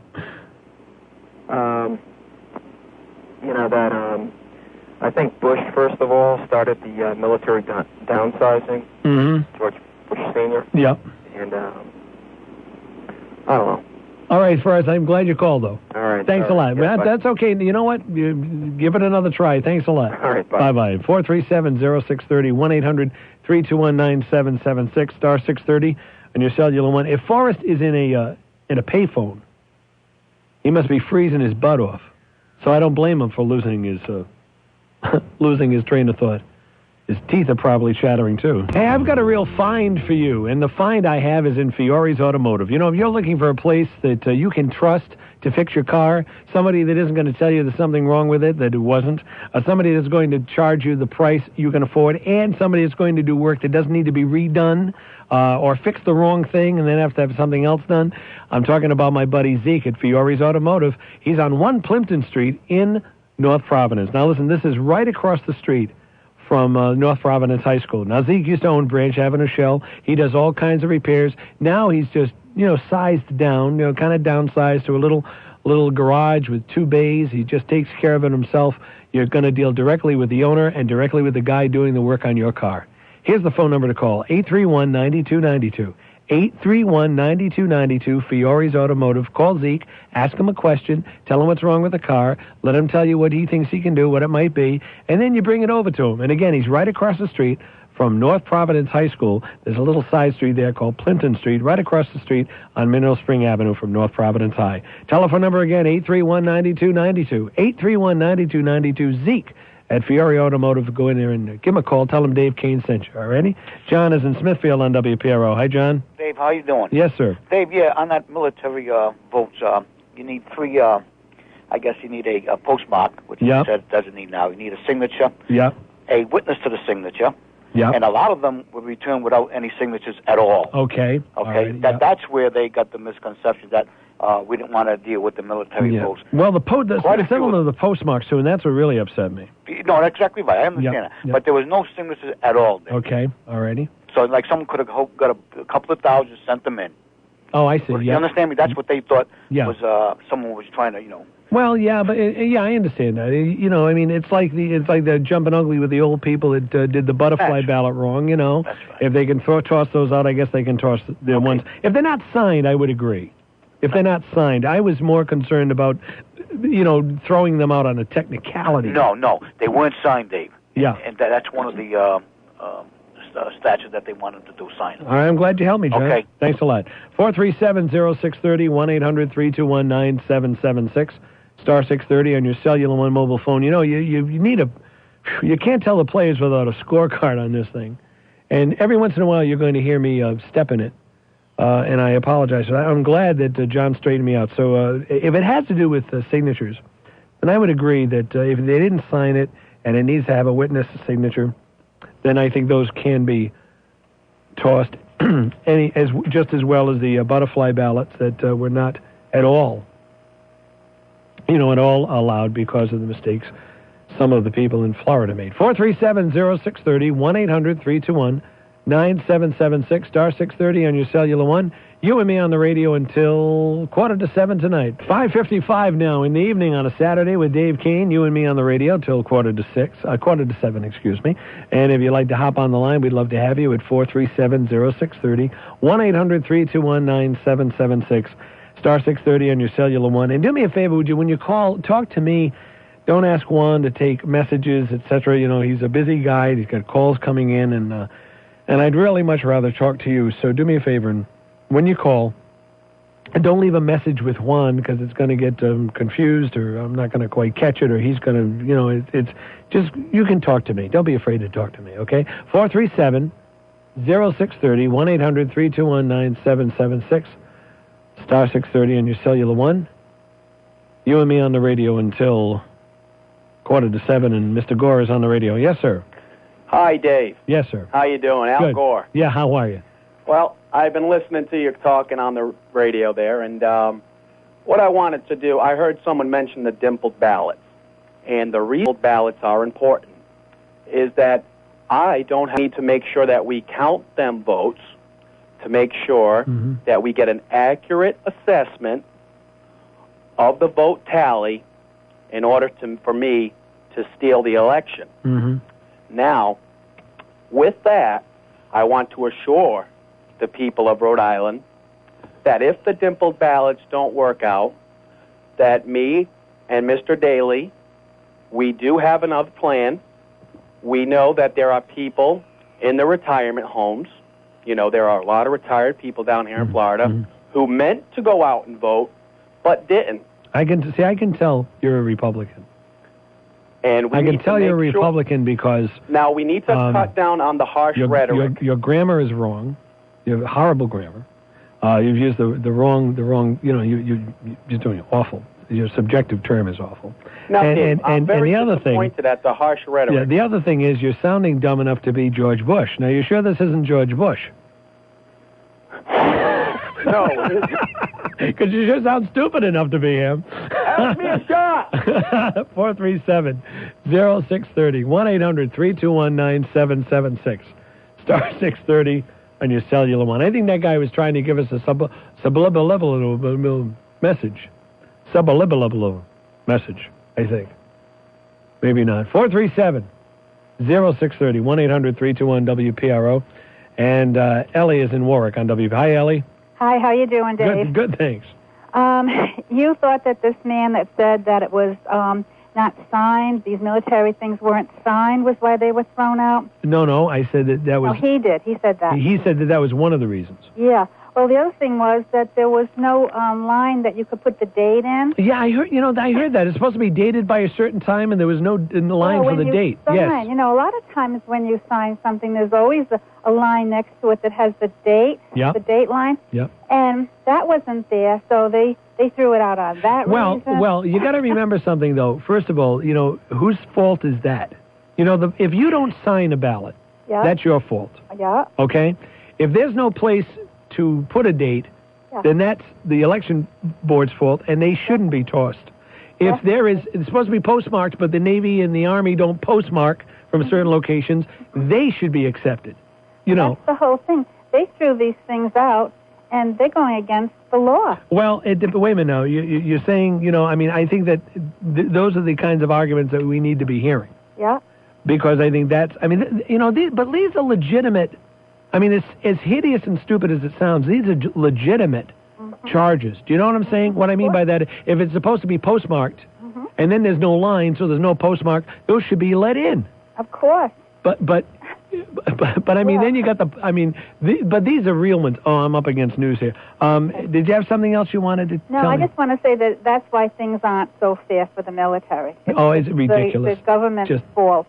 Of course it is. Of course it is. Who else would you blame? The government. That's Thank it. you. Thanks a lot. Bye-bye. Thank you. Bye-bye. I'm the government, and I'm here to help you. Really, we'll have this whole conversation. We have another hour left, or just about 45 minutes left, on the other side of news. In the meantime, I'll invite you to get on the line, 437-0630, 1-800-321-WPRO, star 630 on your cellular one. Juan's answering the phone, and we'll be back after news on the hour at 6 o'clock. News Talk Radio 630 WPRO Providence. Kane and Company is adult in nature and is not suitable for all audiences.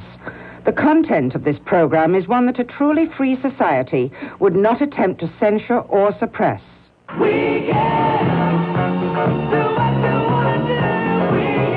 and me on the radio until 6:45 tonight, 437-0630, 1-800-321-WPRO. Hello, you. Juan told me that somebody called back was a little upset with me, I guess. Wanted to know what time I get off, and Juan said, I'm not going out to start your car. Well, let me tell you something, Juan. I have a remote starter. In broadcast, especially if you do talk radio, you really need to have a car starter. And since I can't afford to have somebody on staff, I have a remote car starter, or star car. And so, if you're out there in the parking lot now planning your your bomb, it's not going to work. 437-0630, 1-800-321-9776, star 630 on your cellular one. Listen, the playoffs are going on right now. The tournament's going on, and a game prior to PC has run into double overtime. So PC will now, the pregame might be around 7:30 to 7:45 PC. So if you're waiting for PC, pregame will start 7:30 to 7:45 with a potential game at 8:15 tip-off. Okay? All righty.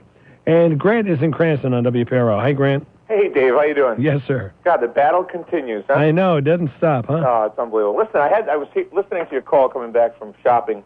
You had the aviator on who was kind of made a couple of good points with regards to, I know you have to kind of fix the problem that we have now with respect to the the election problems in Florida. Yeah. And I agree with that, man. But again, like they said, they've been using the rule or the phrase, you can't change the rules in the middle of the game. And I kind of appreciate that, from... No, yeah, I do too. But my point is to say, just as an observation, to say, well, they never used to do dimpled, and now they are. Yeah. And my question, you can go both ways. You can say, well, therefore we should never do it. Or, gee, maybe we made the mistake before. Maybe there would have been a different outcome for the 10 years they didn't do it. Yeah, obviously, if there's a standard that's established, again, this is why it's kind of, to me, it's kind of disheartening that these courts, are taking up this issue now. And hindsight, whether it be Gore or Bush, from their standpoint, whether I was a Republican or a Democrat, I'd find it a little bit, specious and a specious argument, Well, I think it's going to be tough for everybody. I think this is really marked big time. Yeah. And you know what? I was kind of, I listened to you quite a bit, and I appreciate the emotion that you bring in to the calls. But when you kind of made the statement when he hung up there, the aviator, with regards to political correctness, and that. Oh, I don't think that was the aviator, by the way. Oh, maybe it was. Yeah, okay. Yeah, okay. Either way, the white male comment. I don't think that was. Why? What's the matter with the truth? What's the matter with the truth? Well, I don't think that's necessarily true. I mean, I think it's okay. Tell me. It's easy to label someone. Tell me. No, I didn't label him. Yes, you did. I said. Excuse me. I didn't label him. I said that I have never heard that remark from anybody but a white man. Oh, come on. I can't believe that's true. Well, you correct me. Well, I mean, I think I heard Colin Powell stand up a few times, and he'll make the argument for affirmative action, but he's never come out and said specifically that he's for quotas. Now, see, that's an example right there, I think, where you can support... Example of what? I said I have never heard anybody but a white man say that political correctness sucks.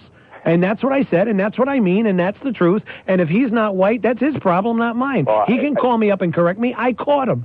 I caught him being a white guy making that statement. Now, if I'm wrong, I'll be glad to say, no, oops. I mean, my point was that you kind of shut him off and then made the comment. I mean, if you're going to make the comment, I think you should make it, address him on the air. That was his last word. That was his last word.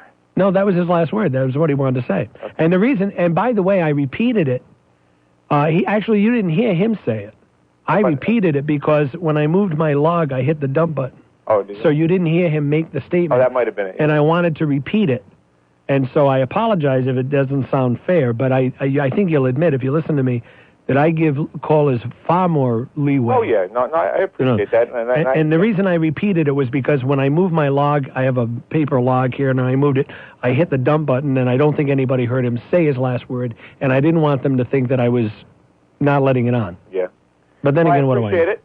All right, sir, I'm glad you called. Have a good night. Bye-bye. 437-0630, 1-800-321-9776, star 630 on your cellular one. We do have buttons and little commandments here and little greppants and grommets and stuff. And when I moved my log, I hit the dump button at the end of his call, and I don't think people heard him make the statement.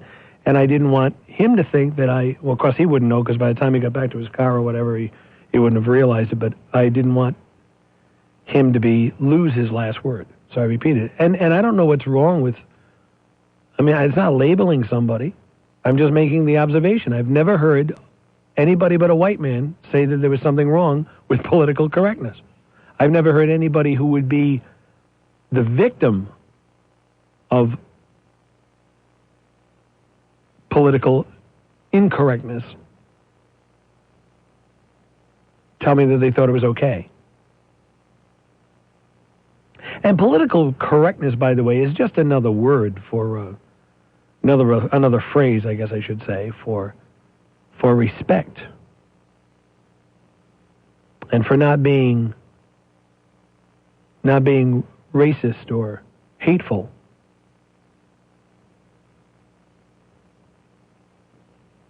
That's all. And since we were talking, it's funny because, this is really funny because we were talking about the election. We were talking about the military. We were talking about, and then his last word was political correctness sucks. And I don't know what that had to do with what we were talking about. Nothing, as a matter of fact. But I do find that the longer people talk, the closer they come to saying what they really mean. And the closer they come to telling you what their real agenda is. You see. It's true. That's why I like to let people talk. You know, a lot of talk hosts, you know, you get a quick shot and then you're gone, or you're potted down or whatever. That's why I give you the last word. And that's why you get more time with me than most, because, and I get criticized for it, by the way. But, you know, the thing about you don't let me talk, I let people talk. But I challenge them as they say what they say. They have to back up what they say as they say it. They're not allowed to just throw out a bunch of rhetoric. They need to back up what they say. But they're allowed to say as much as they possibly can, and I give them the last word. Because I know that the longer they talk, people will hear what they say. As a matter of fact, I think that particular caller we're chatting about now said it to me, that people are hearing. That's exactly right. People are hearing it. And I have to be here tomorrow and every weekend until they catch up to me. I put my name on what I say. You know, the difference between the callers and the talk host is that you know who I am. What I say in front of God and everybody. The callers have the opportunity to be anonymous and to spew a lot of the stuff that is frankly embarrassing to themselves, and that's why they don't give their right name. It's why they don't say who they are. It's why a lot of people are afraid to call talk radio. Somebody will hear my voice. I've heard people say, you know, well, I better not say that because I'll lose my friends. That's interesting. So you only have friends. Well, I don't know what that means, frankly. I don't know what that means. I lose my friends. I don't want my friends to hear what I really think. And that's why we're seeing so much tension over this election thing, because it's like an elephant in the room. You can't ignore it. You can't make believe it's not there. You can't make believe there isn't a serious problem with this. And in addition to straightening this particular election out, we need to go back and get to the drawing board and dictate a ballot that is clear, clean, and precise for every state in the Union. Or else, we are doomed to relive this horror. But that's what I think. What do you think? 437-0630, 1-800-321-9776, star 630 on your cellular one. And, of course, we will have tatas tonight, because I promise you I have a lot of requests for tatas, my email, people looking for tatas, so you'll also have that as well, okay? Nobody on my line, and by the way, I remind you, I do have a remote car starter, so there. Kane and Company. WPRO. 437-0630, telephone number to call. You and me on the radio until 6:45 tonight, and I'd love to have you on the line. Don't forget tonight, PC will be on probably closer to 7:30 or 7:45. A game prior has went into double overtime, and so that's pushed all the games back. So PC pregame will probably be 7:30 or 7:45. Okay, all righty, and then the tip off probably be about 8:15. All right, Rika is in Pawtucket. Hi, Rika. Hi. Hi. I have an idea. I don't know if anybody has come up with it yet. Okay, go ahead. You get a receipt after you vote. Yes. And then you look at it, and it's like, okay, I voted for Gore. There it is, right there in black and white. Oh, yeah. I go to CVS. I have my shopping list. I want bath soap. Yeah. I want deodorant. Mm-hmm. I want shaving foam. I pay for my order. I get my receipt. I look at it. I go, yep, that's what I got. Shaving foam? You didn't do your legs this week? The point is a receipt. Yeah, I know. And I think that's probably a good idea. Yep. Yep. Now, what do you do with your receipt then? You just put it in your pocket. Yeah, but what I mean, so you could use it in the event that you voted for the wrong person? Yeah. Okay. You could go back and say, look, I made a mistake. You see my point? Yeah, I see your point. I doubt it'll fly, but yeah. Coast to coast. I doubt it'll fly, because that means that your receipt would kick out and people see your receipt too. You want people to know you voted for Bush? No, you can hide it. They'll give it to you in an envelope. Okay, honey. That's not a bad idea, actually. Some kind of receipt for how you with all voted. the computers that there are. Yeah, but the problem with the computer, I think this is the problem we've got, though. It is the computers and the fancy schmancy and the put the poke in and turn it sideways and hip. I think it should be much simpler like it is here in Rhode Island. Just draw the freaking line. Mm-hmm. You know what I'm saying? I mean, keep it simple, because you remember now with computers, you also have the ability to mess with it. Oh, that's true. Right? Mm-hmm. The less technology is involved in here, the more opportunity, I think, to have a real vote. Well, when I voted in the primary, I voted for everybody.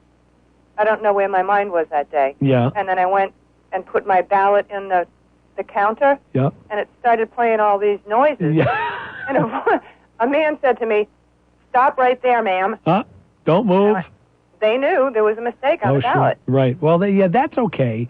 But they knew it was definitely all right. Listen, thanks a lot. All right. All right. Bye now. Bye. Charles in the car on WPRO. Hi, Charles. Hi, Dave. How are you? Yes, sir.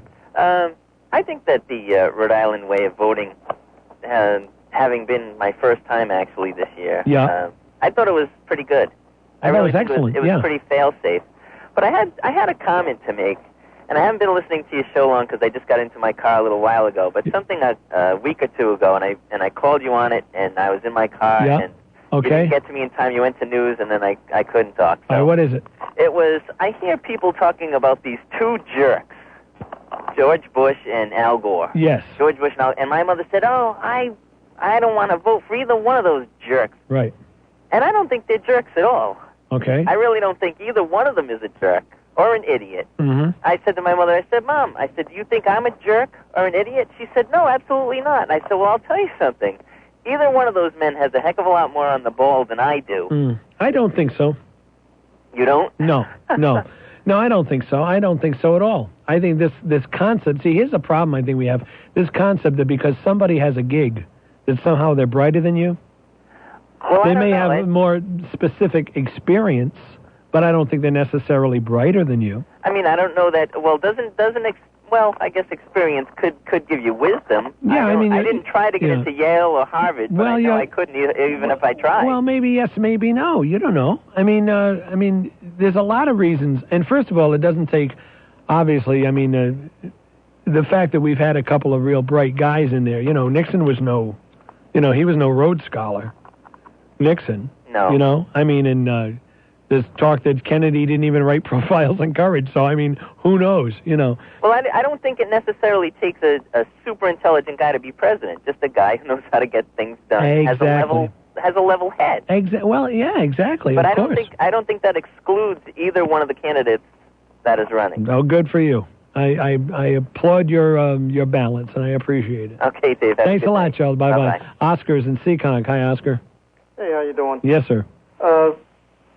Just to go on and agree with you on the point that you think that the vote should be, as far as the ballots nationwide, should be pretty much the same.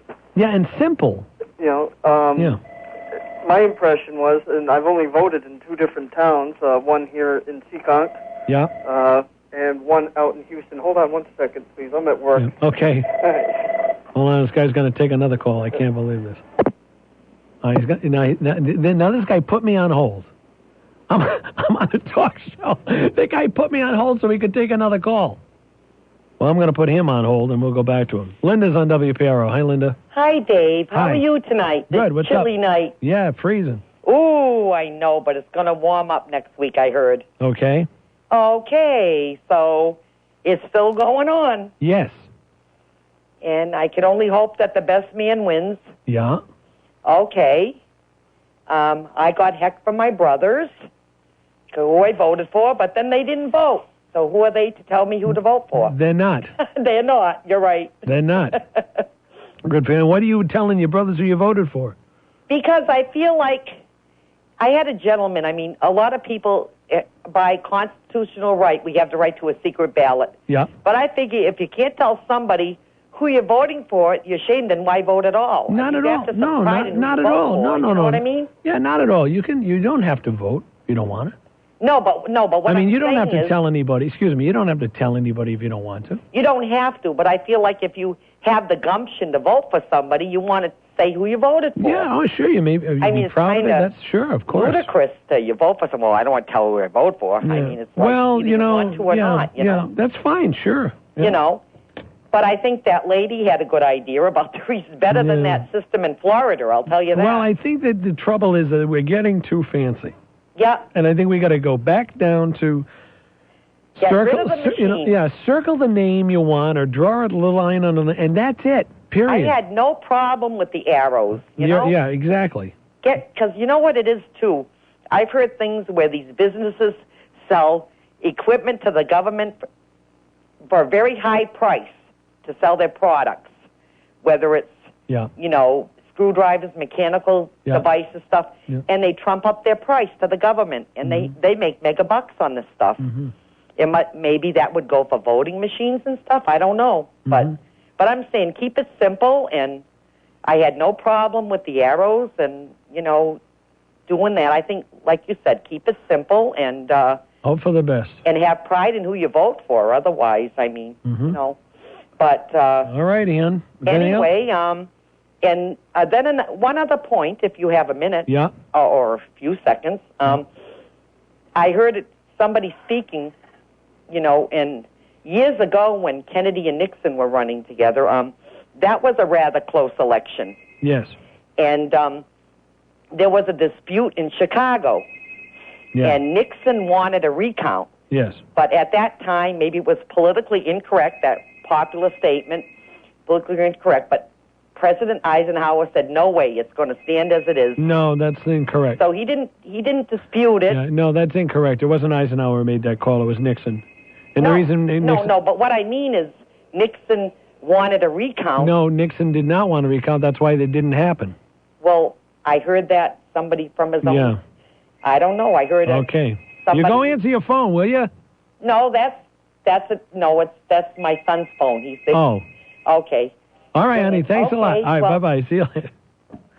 Good Lord. Everybody that calls me's got another phone. Shut your phones off when you listen to me. I'm important. Oh, boy. Kane and Company. WPRO. Hey, listen, let me tell you about Fraser Hearing Center, would you please? Listen carefully now. Listen carefully. I want you to check around. I want you to check the prices. I want you to tell yourself the truth that you really do need a hearing aid. And then I want you to meet my buddy, Bob Fraser. Fraser Hearing Center, 15 Washington Street, Route 1, South Attleboro. Now listen carefully. Did you hear what I just said? You didn't? Oh, in that case, you absolutely need a hearing aid. You didn't? Let me say it again. Did you hear that? You didn't hear it? Oh, well, see, now you've really got, you really got to go check this out. Come on, give yourself a break. You know that you're missing stuff.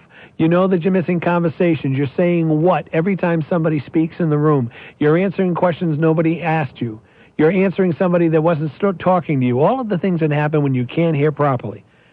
What you need to do is get the real deal, the real honesty, exactly what you need and exactly what you don't need, and Bob Fraser will tell you. Here's the phone number to call, 1-800-445-8015. 1-800-445-8015, Fraser Hearing Center. Believe me when I tell you, this is a guy you are going to love talking to. He's a great guy, and he's somebody you can trust. Fraser Hearing Center. Go out there and tell him Dave Kane sent you. 437-0630, 1-800-321-WPRO. Hey, don't forget now, Father Misgivings is going to be appearing Saturday night at the Westminster Unitarian Church in East Greenwich. For details and information and tickets availability, you can call 884-5933, 884-5933, or you can call 732-0659, 732-0659. And also, Father Misgivings appearing for Christmas at White's of Westport on Wednesday, December 13th, 508-675-7185. That's dinner and show at 675-7185 White's of Westport. Glenn's in Brighton on WPRO. Hi, Glenn. Hello? Hello? Yes, sir. It's me, Glenn. Well, you're on the radio, Glenn. Why am I hearing two people? I have no idea. What's going on?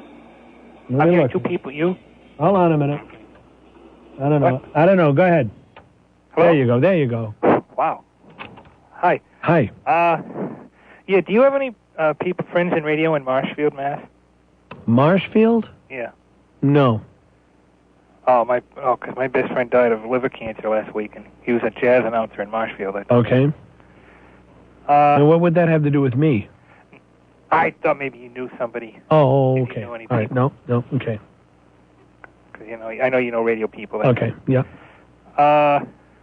Yeah, I wanted to respond to that thing. I think it was Linda saying that you're ashamed to vote. First of all, in America, unless it's nobody's business who you vote for, unless you choose to tell them. Yeah. With, it's not about being ashamed. Right. I happen to be someone who doesn't mind telling people how old I am, how fat I am, who I voted for. Yeah. But because I choose to share that information. But and also on the politically correct, there is an ultra-black conservative who said politically correct sucks. The guy that fills in for Limbaugh, Walter E. Williams. Yeah.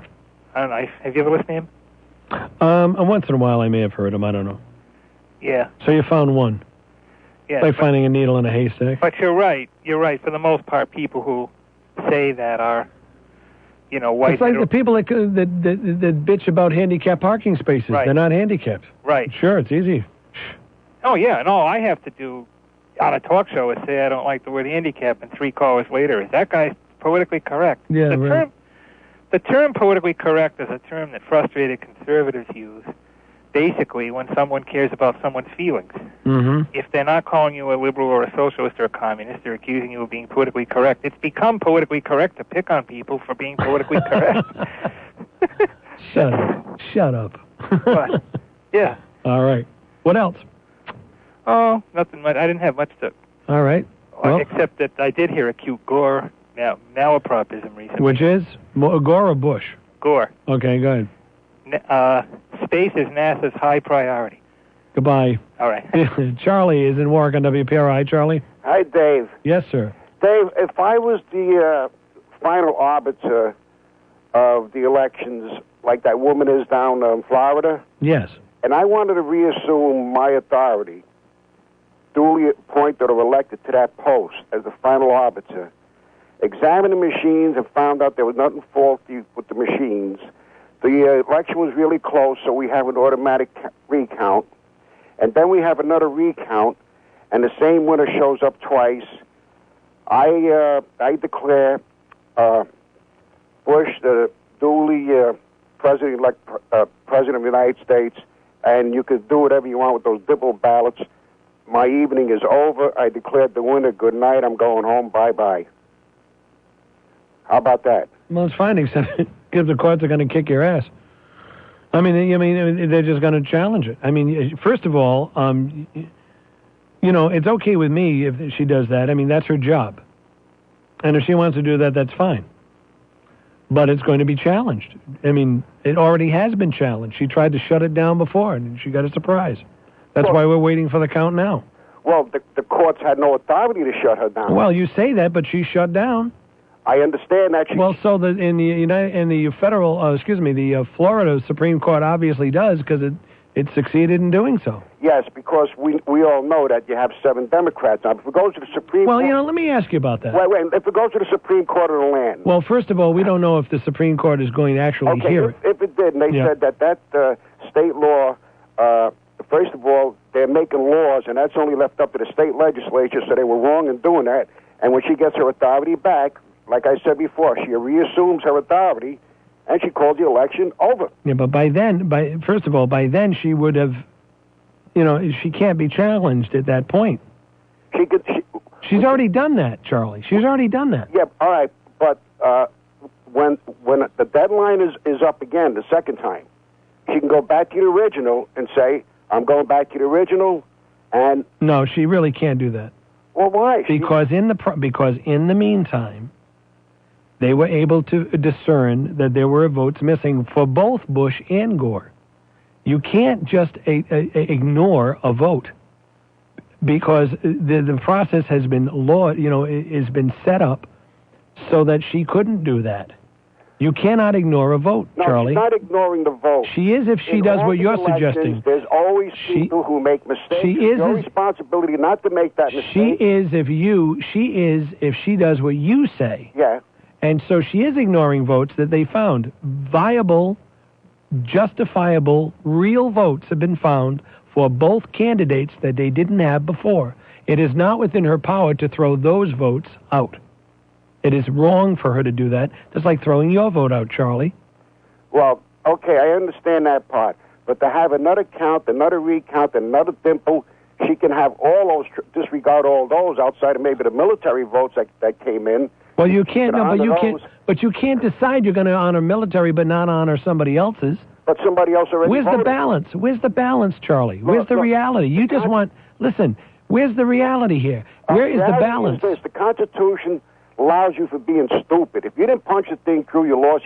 That's not what we're talking about. That's not what we're talking about. I just said to you that she cannot go back to the vote count she had when she first wanted to declare, because they have found other viable votes. This is not dimpled votes. These are real, honest-to-goodness, kosher votes from people of both sides. All right, then she should include them. All right, then she can't exclude them, and she can't exclude military votes. Okay, but she can exclude all these other different... I don't know why you're so adamant to want them to... ones, they're being recounted, they already voted. So tell me, what you really want is Bush under all circumstances. No, I wanted a fair count. Well, no, you don't, because you want it... No, you don't. Another recount. No, you don't want a fair count. No, because I every the election being stolen. You don't want the fair count. Charlie, you don't want a fair count, you want your count. Because here's the problem. Let me say this now. Here's the problem. When they did the recounts, the result was different. And the problem that I have about that, regardless of whose favor it's in, we obviously are not having a real election or a fair election. And I don't mean that people are laying in the bushes and pulling stuff. I'm just saying the count is wrong. If the count is wrong the first time to the second time, then we got to find out what the real count is, Charlie. Dave, wait a minute, Dave. Would you agree with me?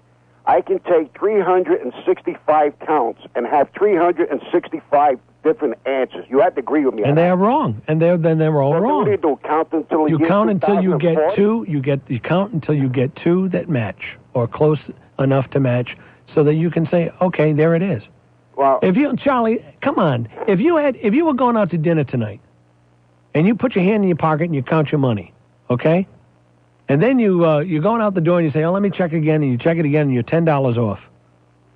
Okay? Mm-hmm. Now, are you going to count it again to see which is the right one? Yes or no? Well, we're talking votes. Charlie, if you haven't got the courage to admit this, it's not my fault. No, it's not. Would you not count it until you knew? Would you not count it until you knew exactly how much you had in your pocket? I've counted change where it's $10 over and handed it back to the clerk because they only make. That's got nothing to do with what I'm doing. It's got nothing to do with what I'm talking about. I'm asking you very simply: what? if you counted your money and you got two different answers, would you count it again? Of course I count. Okay, so you would count it until you knew exactly how much you had in your pocket. That has nothing to do with votes. You're only allowed one vote. Excuse me. You're not allowed to count. Charlie, three times. Listen to you run. The bottom line is very simple. If you've counted two times and you get two different answers, you don't know what the real amount of money in your pocket is, do you? Do you? Not in my pocket, no. Okay, so therefore... So I'll have a machine count. The machine tells me I have... I'm sorry. Listen, Charlie, I caught you, Charlie. I'm sorry I caught you. And you don't want to admit the reality. The reality is until you... No, it isn't. It's about a count. And until you know what the real amount is in your pocket... You're never going to know. You don't know... That's not true. What's in your pocket? That's not true. You can... You count it until you know, Charlie. Don't be in such a hurry because you want so badly for Bush to be president. Wait a minute, you can't stand it. You said that the Supreme Court is all Democrat appointed, and so they're all crooked, right? Dave, can I? Are they all crooked, Charlie? Wait a minute. Can I make Dave? Can I make the money analogy? Are they all crooked? Tell me that. Well, let me finish up the money. No, I haven't got time for it. Answer the question. Is the Supreme Court all crooked? Well, you said they're all Democrat appointed, and so you know what that means. They're going to be biased. I'm sorry you feel that way. I'm sorry you feel that way. Can I make the last word? I'm out of time. Last word. Listen, if I had 6 million pennies in my pocket, like 6 million votes, of course I'm going to be wrong every time. I'm sorry to hear that. You should learn to count. All righty. Frank, you're on the air. How you doing, Dave? Hi, I got 1 minute. 2 minutes. Okay, real quick. With the number of people that are voting across the country, inaccuracies are going to happen.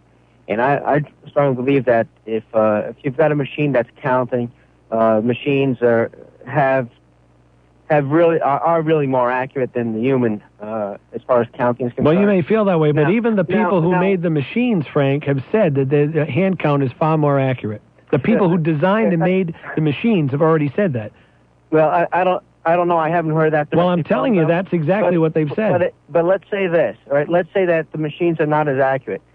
Statistically speaking, if you have a machine counted several times, let's say instead of counting just once, counted maybe 5 times through the same equipment, then you take the law of averaging, and you're going to get... No, you don't average votes. This is votes. This is about the presidency of the United States. This is not grades in school. You got to find out what the real count is. If you're afraid of the real count, if you are afraid of the real count... I don't think... If you are afraid of the real count, that's not my fault. I'm not afraid at all of the real count. Well, obviously. I think they should recount it using the same equipment, doing averaging, and that they did that, and they got two different. They got $1,000 vote different. That's okay with you?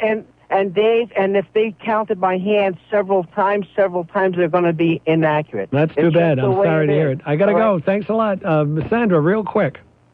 Yeah. So according to you, then they're going to be counting the votes in Florida until they get 2 exact amounts. I think that would be the way to know whether or not you really have a vote, isn't it? Well, but is that the way they're doing it? I have no idea, but we were talking about whether or not recounts are kosher when you don't know what the real number is.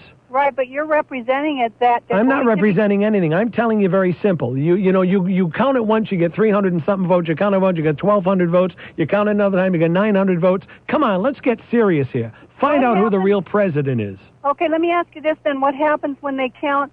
Now they're counting again, and let's say Gore's ahead for the first time at this count. Then do they count again to see if Gore got ahead twice? I don't know. I want the number to be right. I want 2 times to get the same number. That's what I want. 2 times to get the same number. Okay. I don't care who gets it. I want 2 times to get the same number, and then I'll know who the president is. Okay. Well, I haven't heard that from anywhere else that they have to get. That's because I'm brighter. That's because I'm brighter than most people, ma'am. That's because I'm smarter than most people. Well, why don't you let them know down at the election headquarters? Because they're too stupid to listen to me. Well, I think you better let them know because this is a significant piece of information. All right. Thanks a lot. I appreciate it. We're up against Tatas. I got to move him off. I'm sorry, Juan. It is time for me to do Tatas. At 437-0630, 1-800-321-9776, star 630 on your cellular one mobile phone. Paul Harvey is up next. And then after Paul Harvey, we will have the something on until 7:30 when PC comes on. Okay? Something on until PC comes on around 7:30, 7:45. So you're waiting for PC? By all means, hang on. Hello? I must be going. I cannot stay. I came to say I must be Why don't these people realize how smart I am? I'm glad I came, but just the same. I don't understand it. I'm so bright. That's why my mother called me Sonny. Or if you go away, you'll spoil this party. I am throwing. I'll stay a week or 2. I'll stay the summer through. All right, we've got them full up now. But I am telling you. A Tata list. I must be going. Let's see how you do now. Hello. Out from his coffin, Drax's voice did ring. Seeing he was troubled by just one thing. He opened the lid, shook his fist, and said, "Whatever happened to my natural gas clean machine?" Shame on you. Hello. Dave, I apologize. Hello. Talk about counting. My girlfriend is so dumb, she has to take off her shirt to count to 2. Oh, hello. Hello, Dave. Yep. See you next Saturday night, bright and early. Saturday night at the Westminster Unitarian. You got it. Bye-bye. Hello. Bush will win the Powerball. Hello. After a big meal, I have to move my log. Oh, shame on you. That's awful. God. Well, listen, we're going to be again tomorrow morning, you and me, together, 10 o'clock. Sheesh. Is that the best you could do tonight? George said he was sorry. Okay, George, I forgive you. But I still don't understand what the hell you said. And don't forget now, in the end, the count that you get, the love that you take is equal to the love you make. Thanks very much for being with me. See you again tomorrow morning, 10 o'clock. Be the good Lord willing and the creek don't rise. My thanks to Magic Juan for all of his help. And most of all, thanks to you, because without you, this show would be so boring. God bless you. See you tomorrow morning. Ta-ta. Paul Harvey's next on WPRO.